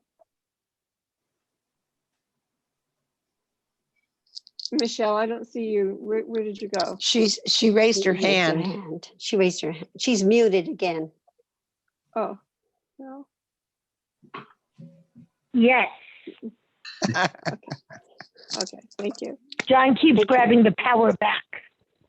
I know he does that. He did that to me this meeting. He was trying to be helpful. And yeah, I understand exactly what's happening, Michelle. All right, it looks like it was unanimous, 24. So good. Boy, we're spending money tonight. Thank you Well, so much. It will go a long way in helping families. Thank you, Okay. Sarah. Thank you, You're Sarah. welcome, Sarah. Okay. All right. So Kathy, Rosamond, were you finished? The only thing I had to say about the Western Service workers, they also would receive any kind of gifts of food, non-perishable foods. And also if you're making masks, they also need masks desperately. And a lot of their members, of course, are undocumented. So they do not take any kind of government money at all. They can't receive any government Right. aid whatsoever. So this is a really hard time for them. So this would be very much appreciated by them. Thank you. Thank you, everyone, and thank you, Rosamond. All right, Kathy, is anything? Kathy's our secretary. Yes, one of the things I wanted to mention tonight was we had been working on trying to get every club member registered to vote by mail, and Rosamond had been doing an amazing job at that. Luckily, on May 8th, Governor Newsom signed an executive order that every voter will be receiving a vote by mail ballot. So that's pretty exciting. There will be also in-person polling places as well and drop-offs and so forth. But that was going to be a heroic effort getting everyone registered to vote by mail. And now I think that that's covered. So that's really cool. The other thing I wanted to say is that if you haven't caught Michelle Obama's documentary, Becoming, on Netflix, you should watch it. It's great. You might want to have the tissue ready because you might find yourself crying like I did. So there was that. Also, I finished the book that we are reading. I'm not sure if that's on your comments, Susan. The Superbug book that we're doing for our book club. It was scary, and also it gave me hope to know that we have all these brilliant scientists working for us. So that's the end of my report. Thanks, Kathy. That helps. It's been on every newsletter that I've sent around and the one today, and you can buy it directly. There's instructions on how you can buy it directly from the author. She is in San Diego. She is a professor at UCSD. This book was a recommendation of Dr. Becca Fielding Miller. And it's been an amazing book. And so we are working on a date to get the author to come. She's going to participate in the book club with us. We don't have a confirmed date yet. So, but I would recommend that you get the book and read. Thank you, John. It is. Yes, John, The Perfect Predator. It's an amazing book. It's very exciting. So yeah, okay, I did the audiobook, listened to it on Audible, and it was entertaining and educational, and I really enjoyed it very much. And I got it from the same thing. I got it from is it Chirp or something? One of those, and it was very inexpensive, and it was audit. You can get it different ways. I don't have a signed copy from the author. I might do that, but she's available and she's willing to sign a copy and have you come and do no contact pickup. So exciting. All right, so I'm going to forgo my report because everybody else is. Is there any new business? I just have to ask this. We think we covered that in our voting, but is there any new business before we get to the candidates? I have some new business, please. Okay. Yes, Risen. Wow. Hi. The SDC DP East Area Caucus is going to have a Zoom meeting. We're going to have Christine Pelosi, Nancy Pelosi's daughter. This is an announcement. This is an announcement. Okay, so I'll wait till the announcement. That's the very end. Okay, yes. The candidates have been waiting. Are there any candidates that, raise your hands, candidates. Michelle, Michelle, your hand is raised. I'm asking, are you a candidate? No, I was trying to do it for the new business, but that's fine. I just need at some point. I'll say it at the end of the candidate. Is this an announcement? There's a difference between announcements and new business. I want everyone to just be real clear about that. Okay, so mine is new business, and it has to do with the County Board of Supervisors. I just wanted support from the club so I could say that tomorrow when I speak in front of the County Board of Supervisors. They are putting together a human relations commission, and it's on the agenda tomorrow. It's item 26. If anyone wants to speak on it, that would be great. But in addition, I would love the club to weigh in and say they think this is important given what's happening in Santee with people wearing swastikas on their masks, comments being made about Chinese folk, et cetera, et cetera. Okay. So, we could just take a quick vote. Is that everybody have an agreement? We'll just take it. Everyone who wants to support this, just say yes, and everyone who doesn't, just say no. All right, just raise your hand. Oh, our hands were already up. So do you want a yes or do you want a hand up? Oh, because the candidates already have our hands up. I know. So I'm going to clear all the candidates. And everyone just say yes or no, that you're supporting of the human rights establishment of Human Rights Commission. So I'm asking for a vote, yes or no. Do we support this or not? Okay, it looks like 20 hearing no's. Okay, fine. So Michelle, you've got the support. Okay, you can say we support. Yay, thank you.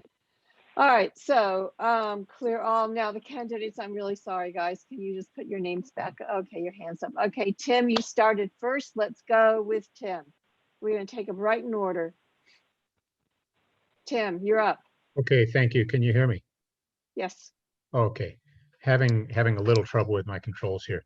So thank you very much. I'm Tim Nader. I think most of you know me. I'm a candidate for Superior Court Judge, seat number 30. My race has gone to a runoff. I was endorsed by the San Diego County Democratic Party. I currently serve as vice chair of the Southwestern Community College Board. Nora Vargas, who is our president, spoke earlier about some of the things we're doing at the college. She covered a lot of material, but one thing she didn't touch on is that we just recently joined a lawsuit to set aside the federal government's decision to withhold aid from DACA and AB 540 students. That is an important segue to what we heard about earlier from Casa Cornelia. We need judges at every level who uphold the Constitution, who uphold equal protection. I have a record of doing that right now at the federal level, and we're seeing an attempt to stack the courts with judges who don't necessarily share our values. I have a record of sharing our values. You can count on me, and I would appreciate your support. I'll put campaign information in the chat window, and thank you. Thank you, Tim. Thank you. Okay, so next is Kate Bishop, our very own Kate Bishop. Our very own. Hello. Thank you so much for considering my race. I really appreciate the support. I am running for Chula Vista Elementary School Board. I find it a really important race.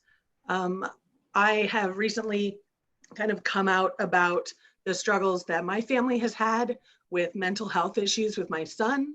And as a result of going through that during the pandemic, it has really brought into sharp relief the importance of mental health support in our school districts. And I'm really going to be pushing farther and farther for that because it's a whole new world and we need to support our kids as much as possible. I really hope that I can count on your support when we go for endorsements. Thanks so much. Thank you. Thank you, Kate. And I think that There's an echo. Are you hearing an echo? Echo in my ear thing. Okay. So next, let's go right to Esther. Okay, yeah, Thank you, Kate. But we already, yeah. Esther, you're on. Hey, thank you so much. Can you hear me? Yes? Yes. My name is Esther Sanchez. I was born and raised in Oceanside, daughter of an immigrant. I was a deputy public defender for 20 years, been on my neighborhood, Barrio Neighborhood Association for 20 years. And more importantly, I've been a council member for 20 years. And I'm running for mayor of Oceanside to be the first woman mayor in Oceanside. We were incorporated in 1888. Can you believe it? We've never had a woman. I have been fighting the good fight from day one. I was able to get community policing in, rent control via a referendum, protection of our senior communities through legal action, my legal action as well as city council action. I was able to push to have affordable housing units, over 1,000. After school programs in our 3 gang-related neighborhoods. I work really closely with the kids, reduction in crime rates. There's a whole lot of stuff. I have been endorsed by Congressman Mike Levin and a slew of people. Please consider endorsing me for the mayor of Oceanside. Thank you. Thank you. Next is Steve Whitburn. Thank you, Susan. Hi, everyone. I'm Stephen Whitburn. I'm running for San Diego City Council in District 3, which is downtown Balboa Park, the neighborhoods all around it. Certainly, as we heard from Georgette earlier, the City Council is going to have a tremendous responsibility in the coming year to protect residents' health and also to support people's financial well-being. There's going to be a heck of a lot to navigate. I think that my background will be useful in this. I was the director of the American Cancer Society in Southern California, and earlier was at the American Red Cross after 9/11. So I look forward to the opportunity to help. This club has already weighed in on my race. I appreciate you and am a proud member, and look forward to working together in the years to come. Thank you.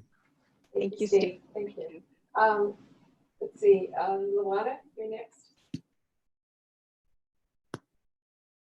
Luana, are you still with us? Hello, hi. Go ahead. Can you hear me? Absolutely. Okay. Hi, I'm Dr. Luana Richmond. I'm running for San Diego Unified School Board District E. Thank you for considering the race. I want to help the district move forward through and beyond the pandemic.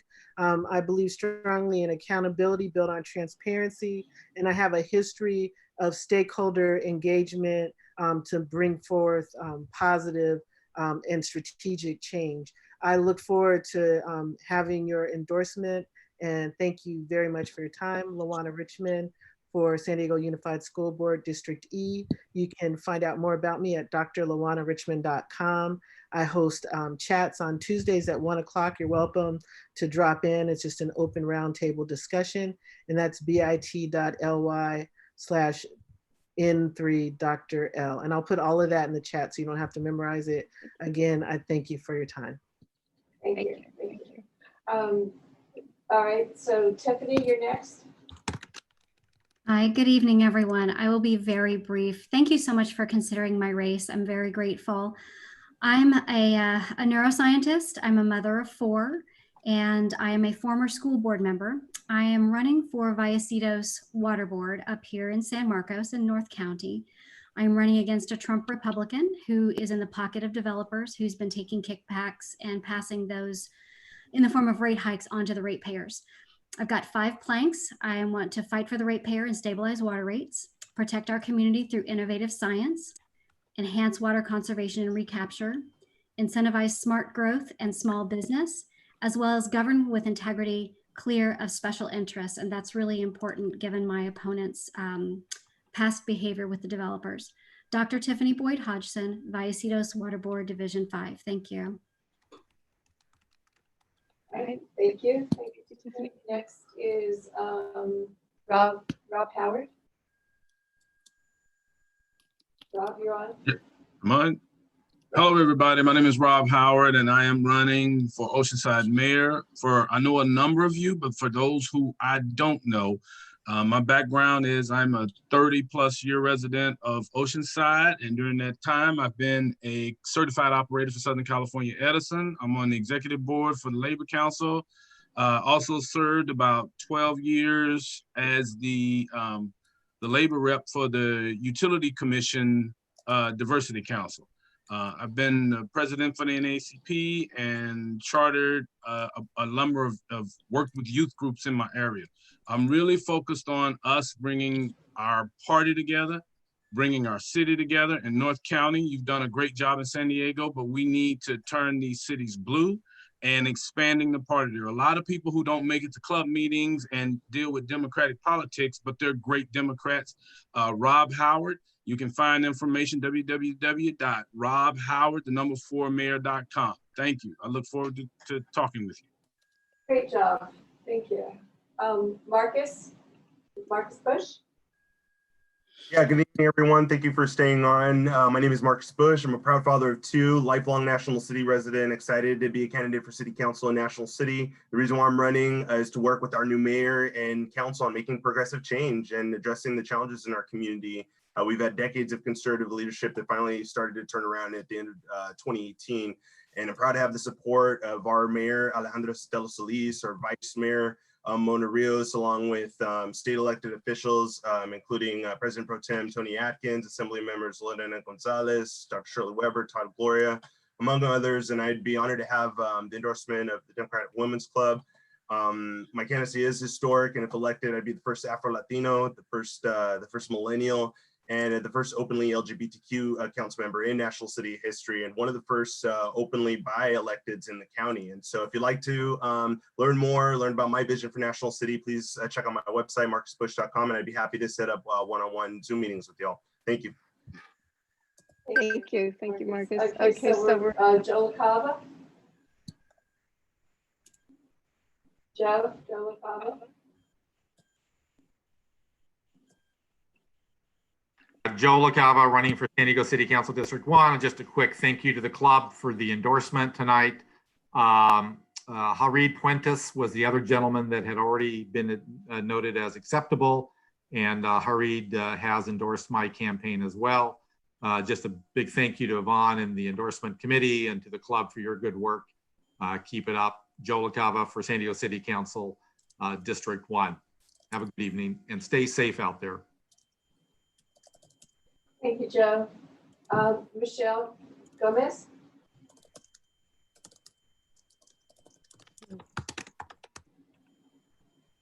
I'll be brief. It's been a long night, but it's been a great meeting. So thank you to everyone. We're working really hard on our campaign, really shifting to more of a digital platform. And what I'd like to say is that it's critically important that we really focus our attention and our energy in North County. We've seen a lot of progressives and Democrats get elected in San Diego and San Diego proper. We're really suffering here in North County. It shouldn't be as red as it is. I'm encouraging all of you to please come out and help us candidates that are running in North County. It really is important that we flip these seats and we turn this part of the county from red to blue. We all know that this is not representative of our community at large, and I would love to have your support in my race. I would also like to earn your endorsement, and I look forward to that endorsement process and that endorsement meeting. I'll go ahead and put my information in the chat, and have a great evening, everyone. Please stay safe. Thank you, Michelle. Amber Newman.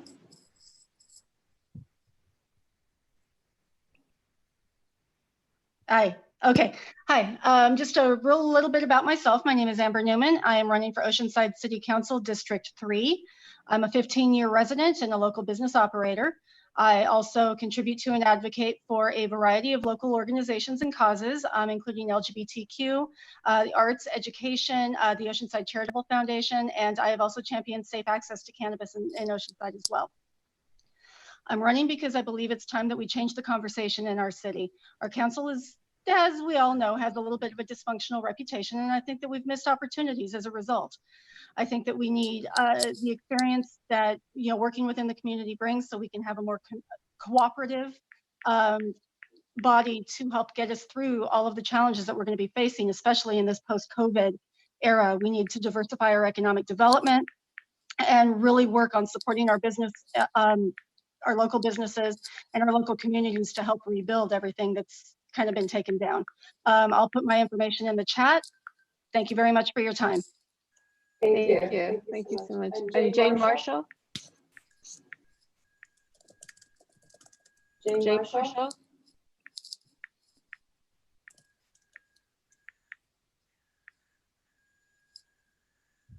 Okay, everyone. My name is Jane Marshall. I'm from Oceanside. It's been a while since I've seen you. I hope everybody's doing well. For those of you who don't know me, many of you do, I am a 30-year resident, a longtime activist, a business owner in Oceanside, and I'm running for Council District 4. It's the unincumbent seat, and I'm very excited to be hopefully the new council member. Some of the things that's happening in Oceanside is we defeated Measure K, which would take away our elected treasurer and clerk. We had a successful referendum to stop the sprawl development in our farmland. I've been working 5 days a week to feed homeless and senior citizens. So I'm an action-oriented person, and I'm going to take that to council. I really would appreciate your support for Oceanside District 4, Jane Marshall for City Council. Thank you. Thank you, Jane. And all of the candidates that we agreed to that we added tonight, please send your email address to Yvonne. And hello. Yes, Sherry. I didn't have an opportunity to speak as a candidate. Oh, did you have your hand raised? Yes, I did. Well, go ahead then. Okay. You're on. Thank you. You're on. Oh, I'm on. Thank you. My name is Sherry Mack, and I'm a candidate for District 3, Oceanside City Council. I'm a recently retired teacher and union member. I hold a master's in education, and my passion, of course, is working with children in high-risk groups, those who are English learners, and children with special needs. I'm an activist, advocate, and former deputy mayor for the city of Oceanside. I served on Sandag and North County Transit District regional boards and several subcommittees for both agencies. I've served as Oceanside Unified School District Liaison for North Coastal Consortium for Special Education and San Diego County Office of Education. I've provided several professional development presentations and have been a keynote speaker on leveling the field to the College of Education at Cal State San Marcos, County Office of Ed, and Oceanside Unified School District. I am endorsed by Pam Slater, Lisa Hebner, Esther Sanchez. I have good relationships with agencies such as the Coastal Commission and Caltrans, as well as working with groups countywide. I continue to advocate for families and economic and environmental justice for all. I thank you for the time. Thank you so much. Thank you. And then Shawnila, you're last, I think. Thank you. Good evening, everyone. Thank you for hanging on. First, I just want to say I really appreciate that we had Carmen on from Casa Cornelia. I got a chance to volunteer there when I was a law student when DACA rolled out, and it's really great to see the club recognizing some of the community leaders who are doing great work outside of the party. And that kind of leads me to my quick comments. One, I'm really excited to and honored that you all are recommending me for endorsement. It's that blend of community work, governing experience, which I have now as an elected trustee of the Community College Board, and my professional background as an organizer that I'm really looking to bring with me to the city council. You all know what the stakes are. You know how important it is that we have not just sound leadership, but folks who really are going to be listening and driving change hand in hand with the community. That's what I'm looking to do. Again, I really appreciate the recommendation and hope to earn the endorsement once the time comes. Thank you, everyone. Thank you. Thank you. Let's see, is there anyone else? Seeing no one else. I don't think we're gonna have, it's been late, everybody's late. I do have only one, I have one thing to say. Point Loma Democratic Club is going to have a panel of artists.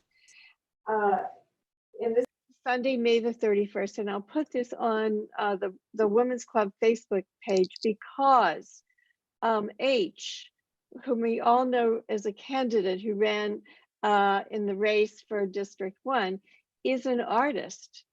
Also, among all the other wonderful things he is as a human being, he's an artist. And so some of you might want to participate or just jump into that Zoom meeting on Sunday, the 31st of May, and see what H has to say, because it's Harid, because Fuentes, and I think he's a wonderful, a wonderful person. I hope he continues as a candidate to run. So I don't think we really have time to do any breakouts, a breakout session. I would just remind everyone that our club member Yvonne Elkin is helping with a fundraiser for Marnie, and that was on the end of the newsletter. Yvonne, do you really want to tell us when that is? It's on Sunday, May 31st, from I think it's from 2 to 4, but I don't have it in front of me. But anyhow, it'll be virtual. All you have to do is go to the announcement that Susan had in the newsletter. There is a flyer there, and it shows you where to RSVP. You can RSVP one of two ways. If you're able to donate, there's a link directly to a donation page. If you're not able to donate at this time, you can email Marnie at marnieforcitycouncil.com, and she will add you to the list that way. Senate Pro Tem Tony Atkins is hosting and will be speaking, and she and Marnie will be talking about some of the things that we can be doing right now during the COVID crisis. So that's kind of it. Thank you. And Rosamond, you had your hand raised. Rosamond? Hi. Yes, Nancy Pelosi's daughter, Christine Pelosi, has written a book. And this book, we're going to have a Zoom meeting. It's a fundraiser. It's going to be June the 27th. It is going to be, there's a cost to go to the meeting or to the Zoom meeting, $25 and $50 to get a signed copy of the book. The book is going to be, but we're calling it as an evening with Christine Pelosi. So save the date, more information to follow. We haven't gotten everything together. Yes. This is a fundraiser for the East Area Caucus, is that correct? Yes, for the East County Caucus, yes. Okay. I think it will be absolutely fantastic. There should be a short film with Nancy coming on, but she can't, we have a lot of work to do on it. So more information to come. I'll let you all know about it. Thank you so much. Okay. And there is a power hour for May the 21st for PANA. And it has our favorite person, one of our favorite people, Monica Montgomery, and then Genevieve Jones-Wright, and then some other people that are Lily Irani, who is always fascinating, and then Jesse Marks is going to be he's the associate editor of Voice of San Diego, and he's going to be the moderator. So this is going to be the power hour is always an interesting discussion, and this one is going to be on mass surveillance, and that's what they're going to be talking about specifically. a landscape of surveillance in San Diego, and local efforts to establish transparent and responsible local oversight of surveillance technologies. So that's at the end of the newsletter, and also the reminder that I sent out tonight. Susan? Kate Bishops, yes. Okay, go ahead with her first, and then I'll come in. Okay, Kate. Hi, thank you for the time.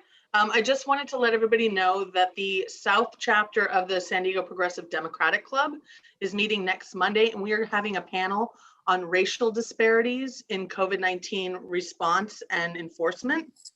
It's going to be a really outstanding panel with some of our own members actually are going to be on the panel, including Becca Miller and Ramla.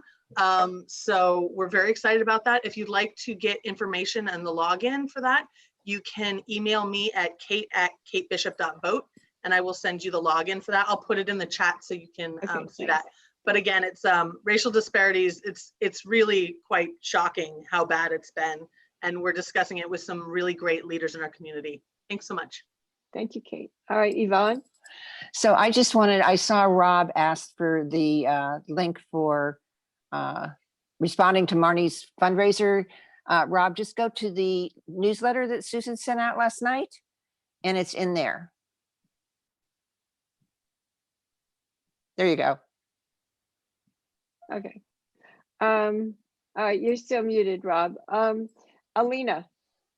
Alina, do you? Yes, I wanted to talk about tomorrow's 8:30 at the BOS meeting. So we are activists. We're calling the BOS on the current committee that they're creating. We want to make sure they include the language for the API community because of COVID-19. There has been increased racism towards the community, and we want folks to just call in and show their support to make sure that the community is acknowledged. If you guys are interested, please contact me, and I think Susan can share my information with the folks. Do you want to type it in for us, Alina? That would be faster. Yes, I will type it in. Thank you. Okay. All right, Michelle. Michelle.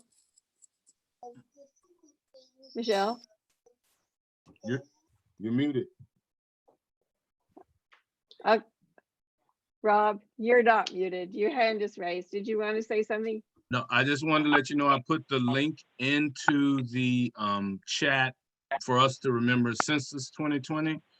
Yes. I'm pretty sure everybody that's involved has theirs done, but we need to make sure our sphere of influence has theirs done. This is critical. $1,000 a year per person. Just keep that in mind. We stand to lose a couple of congressional seats. It is so important. So I just want to stress to everyone, get your friends, family, and people, whether you like them or not, get them to do the census. Thank you. Thank you. Okay, Michelle. Michelle. Is she right next to you? Michelle? No, I'm helping her on the phone. Michelle, I'll turn the keeps phone up. Go muting ahead. me. Okay. Can you hear me now? Yes. All right, can you hear me now? Yes, Michelle, you're on. I just wanted to include about the Great Plates. It's a new program with the county. So anybody who is 65 plus can get meals delivered free. And go to the county Board of Supervisors, the county website, under Aging and Independent Services. I can also have someone put it on the chat. I have the number memorized now. It's 800-339-4661. It's really helpful for seniors who can't get out. We'll have a good one. So I just wanted to make sure people knew that. And the Board of Supervisors, you have to sign up to be able to speak. So just go to that website and sign the form that you want to speak on that item. Okay. All right, so I think there's no other hands raised, and so I am going to, I'm going to say everyone good night. Thank you for a great meeting, and most of you are signed up already for our next meeting, for the next Zoom meeting. Oh